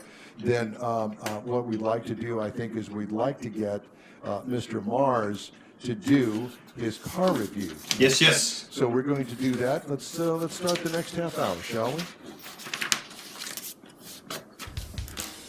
Hello, everybody, and welcome to the In Wheel Time Car Show. We really appreciate you being with us today. Bottom of the hour, we got 30 minutes to go, and we got a lot of stuff to cram into this. It's basically 10 pounds worth of stuff and cramming it into a 5-pound bag. 10 pounds worth of what? Well, you know, I was trying to be nice. You knew where I was going with that. And, all too well. And I appreciate you not actually verbalizing the word. Yeah. You're welcome. 10 pounds of hand sanitizer. Don't we wish that we all had some hand sanitizer? Because I don't have any. You know, I'll tell you, kind of the cool thing is you look around the country and so many alcohol production facilities have switched to making hand sanitizer. So now you can buy Jim Beam hand sanitizer. This morning, Jack Daniels is doing the same thing, and I told Kathy you have to dip your hands in Coke before you put it on. Doesn't that make your hands kind of white and dusty, though? Different Coke. Oh. Yeah, Coca-Cola. Coca-Cola, the liquid. I got it. I got it. It took me a minute to catch on to that. All right, we need to get a car review in. Mr. Mars had an opportunity to drive the Ford Expedition Max. Do you have your paperwork together, or are you just going to do this right off the top of your head? I'm just going to throw it out there. I can hear him shuffling. All right, Morris, we're going to turn off our microphones, so you just go ahead and do whatever it is that you want to do. Well, what it was, I've been driving around in the 2020 Ford Expedition Max. Now, this is the one that's a little bit bigger. It's kind of like an XL version. And we had the platinum trim level with a 4x4. It's a full-size SUV that is full-size. This is a big vehicle. Comes in 5 different trim levels. Start with the XL, which is really only a fleet-only type vehicle. But you get into the XLT, the Limited, the King Ranch, and the Platinum, and then, of course, that's where we happen to be at. Now, for 2020, it's got a few changes on the exterior of it, and it's got lots of aluminum body panels to kind of help reduce the weight. A lot of people are reducing the weight on their vehicles, but it keeps that big size. And if you think about the Expedition, you might think, well, this is going to look like a big F-150, but it doesn't. The SUVs and the truck lines have got different styling to them. So the SUVs, the Expedition looks more like the Explorer instead of the F-150. And it's got a lot of nice touches on it that puts it into that platinum, into that luxury level. Up front, you're going to find all kinds of LED lighting all around the headlights, the tail lights, all the lights are LED. And one of the interesting things I found about the headlamps that they are wiper activated. In other words, the rain sensing wipers come on because it's raining a little bit. It may not be enough to turn on the headlights if they're on automatic, but the wipers themselves will cause the headlights to come on, which I think is a really cool safety feature. Do you know that's a state law? Have your headlights on when it rains? Right, but at what point do you have to turn them on? Well, this is going to do it for you automatically. Right. Daytime running lights. If the wipers are on, then the headlights are on. And I thought that was really cool. Smart pairing. And you're also going to find outside some power folding side mirrors. They've got heat, and they've got approach lights on them. Got power running boards that extend whenever you get ready to open the doors. Got a nice power panoramic sunroof that's really a large size. Got a hands-free tailgate. It's pretty cool. Takes a little bit of getting used to make it work right. And then we were rolling the optional 22-inch wheels because we had the Platinum Edition. You always get the upscale. Yeah, well, I try to. You roll into the inside. We got leather seating, of course. Now, up front, in the first row, we're going to have bucket seats with heating and ventilation. The second row is also buckets, so that's an option, and it has heat, and they've got power folding and slide forward on it. Now, the third row seating on this vehicle, because it is an 8-passenger, 3-row vehicle, it is also a power folding setup, and it has a flat floor on it because of the independent rear suspension that this vehicle happens to have. So there's a lot of things that work in this vehicle to make it work out. Of course, you've got the tri-zone climate control because of the size of the vehicle, and it has the 360-degree camera with the rear camera having a washer on it, which is always nice to have if you're out in the rain like it is today here. And you can see all the way around it. And it has the B&O sound system. Now, that's a Bang & Olufsen audio system. It's got 12 speakers, and it will fill that thing up. In fact, you can open the doors and windows and just sit out on the patio and listen to it if you want. Wasn't there a railroad called the B&O? B&O, there was. It's on the Monopoly game. Yeah, it is. And we also, was pointed out to me, this thing does have 15 cup holders on the inside. Wow. So you put that in there with all the... 7 seats and 15 cup holders. 8 seats. You can be a two-fisted drinker. Well, no, that's because if you order food now, you can get a margarita with it. Oh, yeah. That's right. Yeah. To go. To go. Yep. All right. And then to go over to the Sonic and drink a Route 44 to slosh it all down. Yeah, to have a place to put your trash. Your gloves. Your gloves. So anyway, so again, this is a pretty good sized vehicle. So behind that third row, there's 20.9 cubic feet of storage. Now, if you fold that down and you fold the second row down, you can get up to 104.6 cubic feet behind the front seats. So you can put a lot of gear inside this thing. And to make it all go, because it is a pretty good sized vehicle, there's only one engine choice. It's the 3.5-liter V6 twin turbo model. Now, the base engine, I say it's only one engine because that's the only configuration you can get. If you get a regular Expedition or the XLT or any of the other models, you're going to get 375 horsepower with 470 pound-feet of torque. However, we had the Platinum Edition, and that is retuned. That 375 comes up to 400 horsepower, so you get an additional 25. That is one bad motor. I'm telling you, I'd like to see that in the Mustang. So 470 pound-feet of How much torque. horsepower as the Corvette does? Seriously. Really? Yours? Yes. That Corvette's only got 405 horsepower. Well, there you go. Well, I'll put that twin turbo rocket in the Corvette any day. It winds up really quick. They throw you out of the Corvette club because Yeah. you're a Ford engine in your Corvette. Whatever. Yeah, and it does have 480 pound-feet of torque, so it's not, which is 105 more than what the standard tuning is on this engine. So there's a little more get up and go there when you decide to get up and go off the red light. It is backed by a 10-speed automatic, and of course it's got the select shift on it. And because of that horsepower and the twin turbo, you don't have a lot of shift search. You know, shift happens, but you don't really have to do the searching too much. And you end up with a tow rating of about 6,300 pounds. EPA says the city it should be looking at about 16 miles per gallon, 21 out on the highway, and combined about 18. And we really cruised around in it quite a bit, and we did get close to that 18.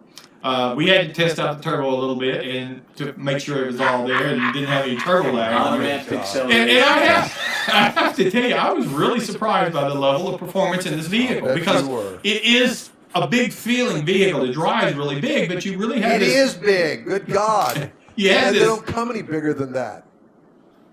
Not from Ford, they don't, that's for sure. So you end up with this really confident driving experience. You know, if you're sitting behind the wheels, you feel like you've got control of the vehicle and you're control of where you're at on the road and stuff. Now, a lot of that's due to that independent rear suspension and the adjustable shocks that it has.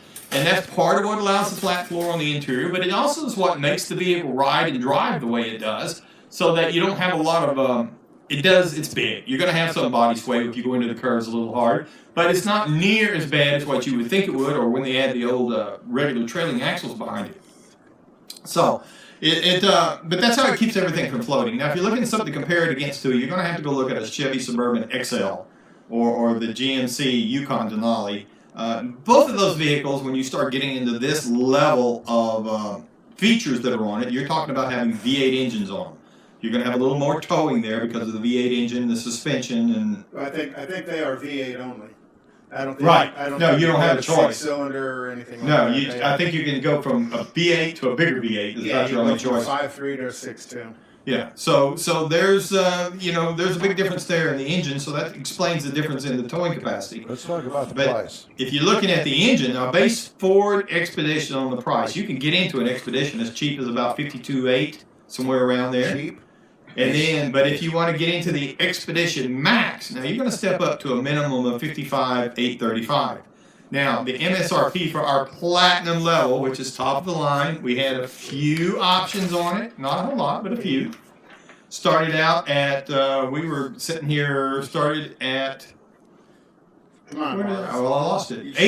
I did. I wrote it down. It's $80,110. Now we had some options. We had about $2,600 worth of options. So the MSRP, as tested, was $84,065. Okay. And if you park it up against some of the other vehicles in the same category with that luxury trim level, it's going to be right there with it, maybe even a little cheaper than some.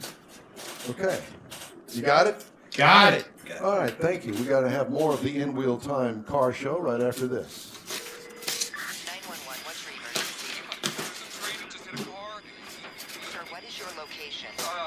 Look around for a street sign, sir. Yes, 8th and Orchard. 8th and Orchard. Okay, very good. 8th and Orchard. Sir, help is on the way. Why would you do that? The train still doesn't stop. You have to get there now. At a railway crossing, even if the engineer sees you and hits the brakes, it can take a mile for the train to stop. And for you, that's too late. Stop. Trains can't. Paid for by NHTSA.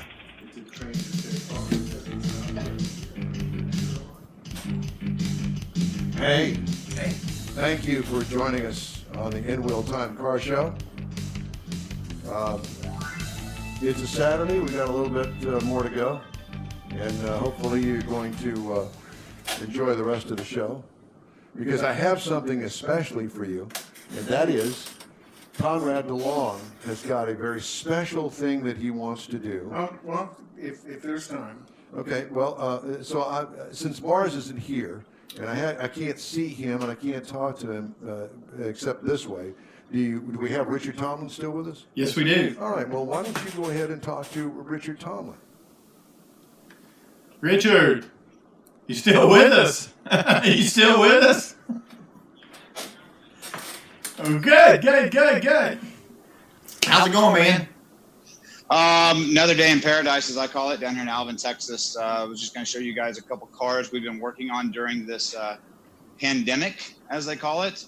I was also going to let you guys in a little tip as far as the hand sanitizer. Most of people are saying they can't find it. Well, we got plenty. We just continue to use our brake clean to clean our hands, and it works perfectly. The brake clean. Every germ you need. It'll peel your skin right off of there. It also helps. Yeah, it works. So we kill everything we need to be able to stay alive and work. It also helps you find money all for our those. family. It also helps you find all those little cuts in your hand as well. Oh yeah. It feels really good. It'll point them all out. Oh, so yeah. What is that you got behind you there, man? So this behind us is something we've been working on for almost a year. 77 MGB. We've made it a wide body, so we've actually taken 1977 Volkswagen flares, cut the flares out of the front fenders and grafted on to the MGB, deleted a line of chrome that ran down the side, grafted all that in. We swapped the motor to a 3.4 V6 out of a Camaro. It's one of the kits you can buy online, but definitely gives you 3.5 times the original power that this car came with. Swapping in Pontiac Fiero GT seats, complete paint job inside out, new carpet. Most of the dash is going to stay original gauge cluster. So from the outside, you'll see the flares, you'll see the wider wheels, but you won't notice all the creature comforts that it has. Now, it does not have wipers that come on when it senses rain, because the rain you're going to sense is when the top's down and it's hitting you in the forehead. Yeah. Well, yeah. That kind of goes with the territory. Well, the other thing Right, it looks like exactly. you did. The other thing it looks like you did, Richard, is you took those ugly bumpers off of it and added some old school chrome bumpers to it. You're absolutely correct. And that was quite a challenge because the fit is not the same. And then we went in and added a lower balance to it as well, which comes from the SCCA class racing later in life. So it makes an interesting look on the front of the car. Definitely not picked out as a specific year of car. We've got some of the better features of multiple generations put into one. And 3 times the horsepower. That's what makes it fun. It's going to be an absolute blast to drive, I promise. So is this going to be a track car down at MSR? No, this is a customer's car. This is an individual named Eric from the Dallas area, DFW area. Car has been in his family, I want to say since 82, 83 is what he told me. It was his father's car. We picked it up a year ago, and when I say it was a basket case, it was a basket case. Everything was labeled, but there was so few nuts and bolts on this car, I was quite scared about it myself. So what have you done to beef up the differential? Because I can't imagine the stock MG differential is going to be able to handle the power of that V6. You would not think that it would hold up, but talking to all the guys online that build these kits, and there's a couple companies in the States, and that's what they do. That's the nature of their business. And they say it's fine as long as you're not doing drag race starts. You'll be just fine. So no burnout contest, none of that kind of crazy stuff. But they say the differentials with no problem. Oh, so it's like any Gen 4 Camaro. As long as you're not doing drag race starts, you won't break the diff. There you go. Yeah, basically.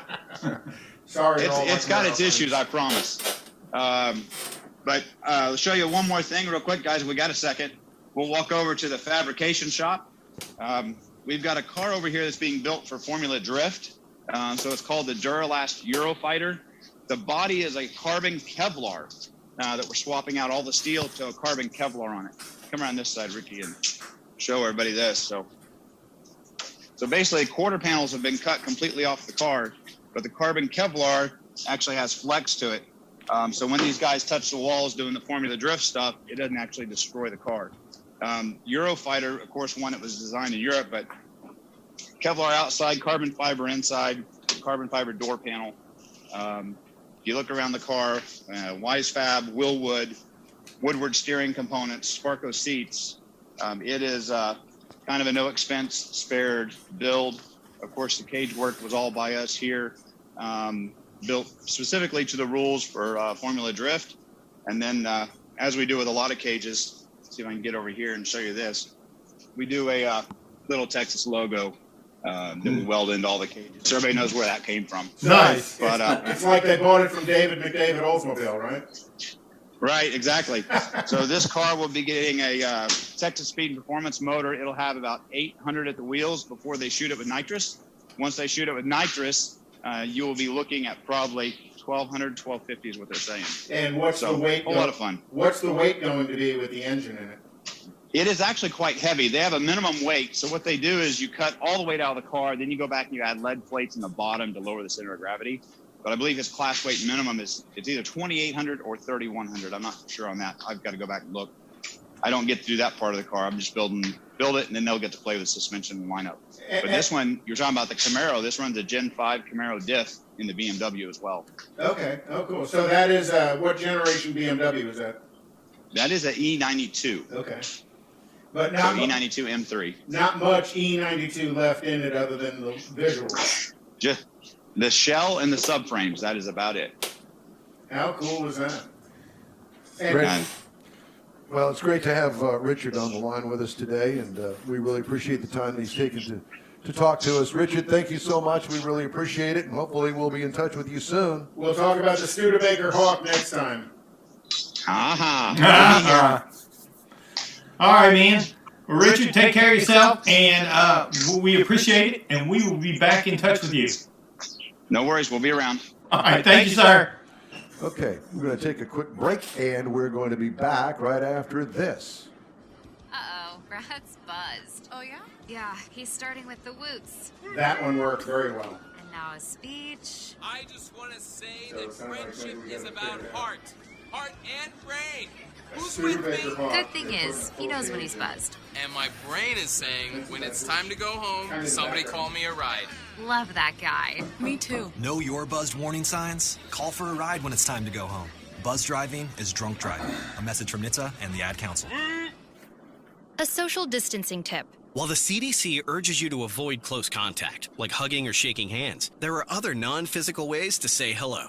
Wave, wink, use sign language, salute, smile, give the peace sign, throw up an air high five, do jazz hands. Remember, stay a minimum of 6 feet or 2 arms length away from others and stay home if you can. For more info, visit coronavirus.gov.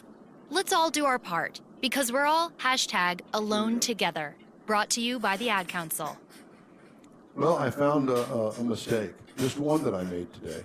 I forgot to put music at the end of this track, so it's all my fault again. Well, at least you didn't blame me, because I'm willing to take all the blame at this point. Are you?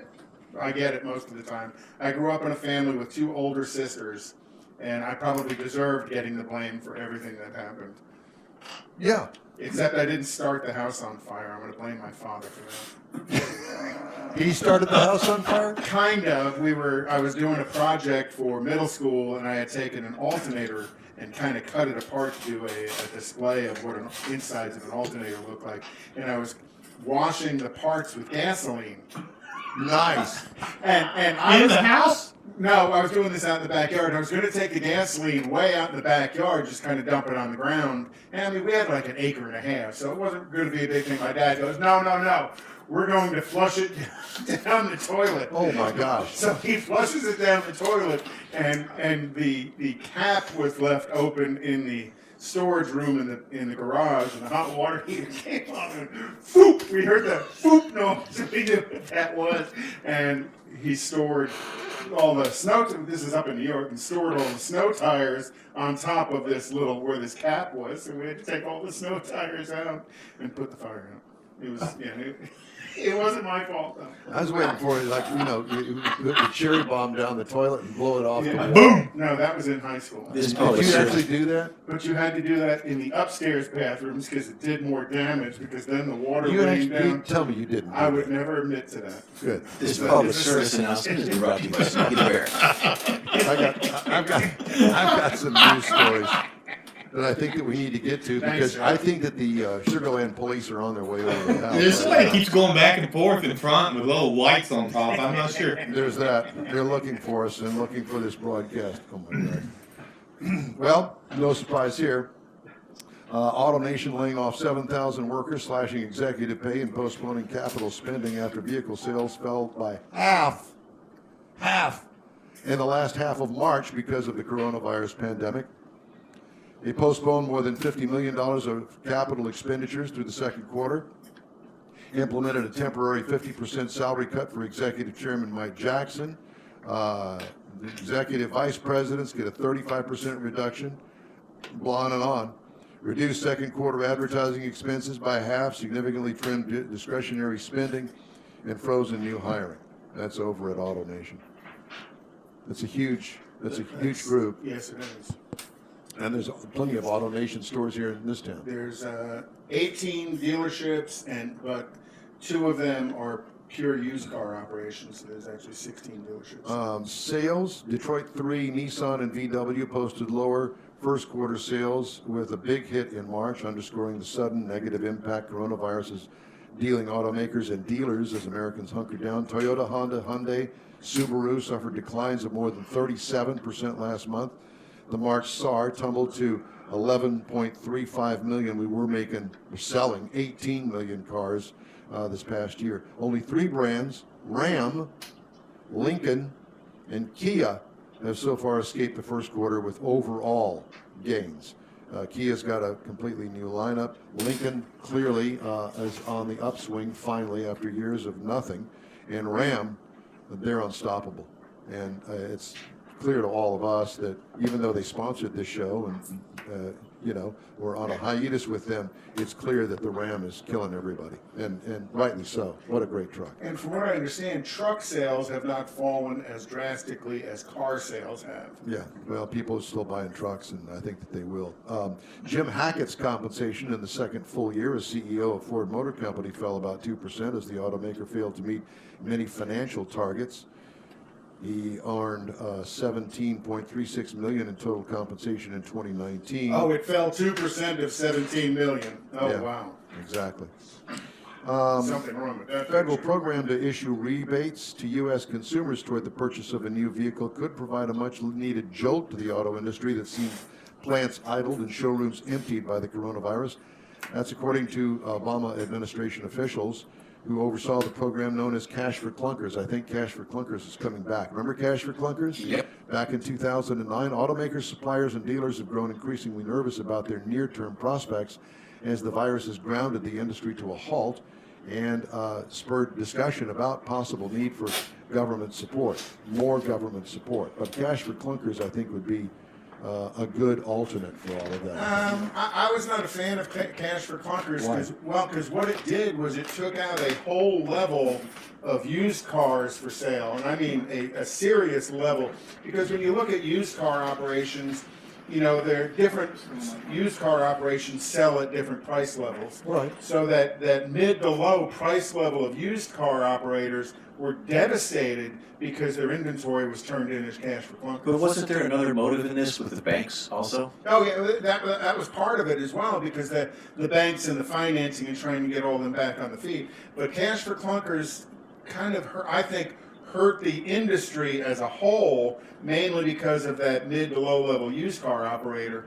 It may have helped the dealers because they were taking crazy deals on junk cars, but there's a lot of operators out there that sell that sub $5,000 car. Well, as I've learned, that there is no magic wand for anything. Correct. And maybe perhaps they can learn from the 2009 experience and kind of refine it so everybody's not hurt by that. I would think that would happen. Needless to say, European automakers are calling for immediate support from the EU and member states there after suffering production losses that could soon leave them short of cash.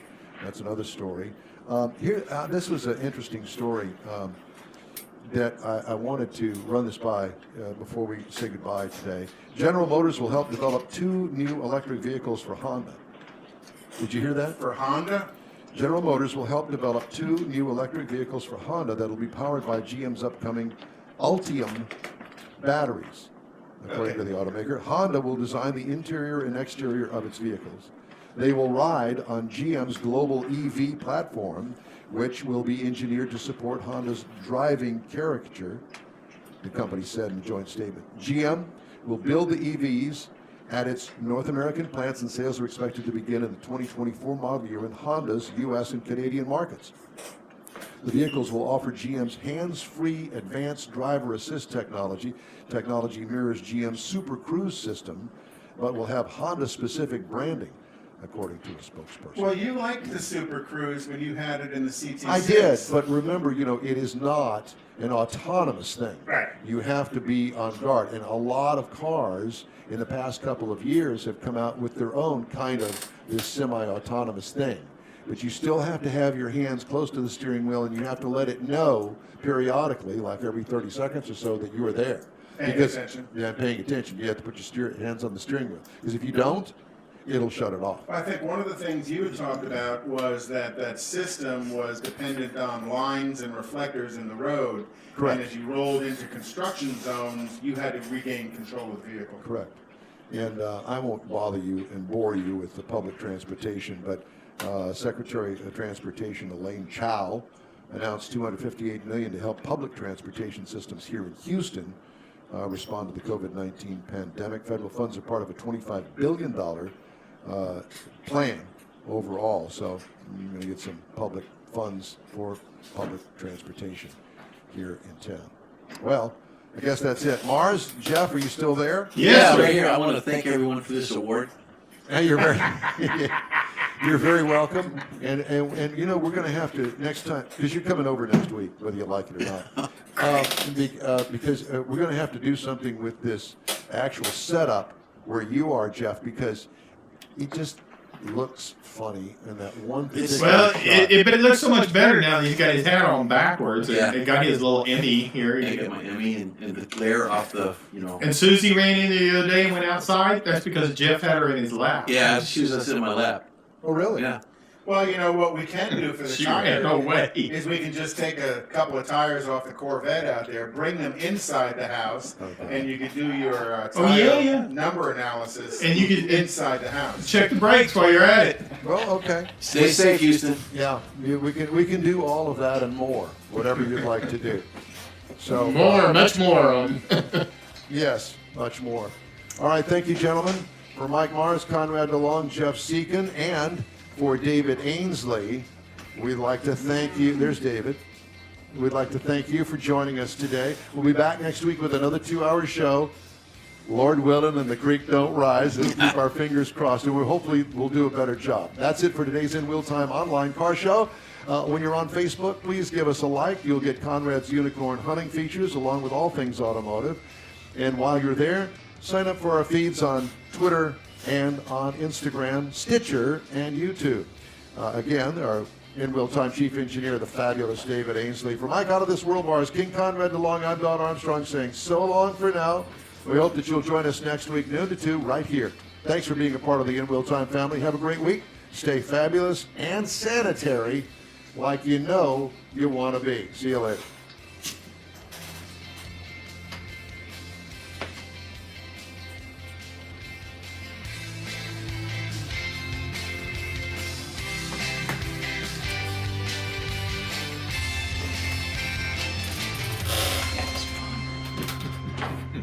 So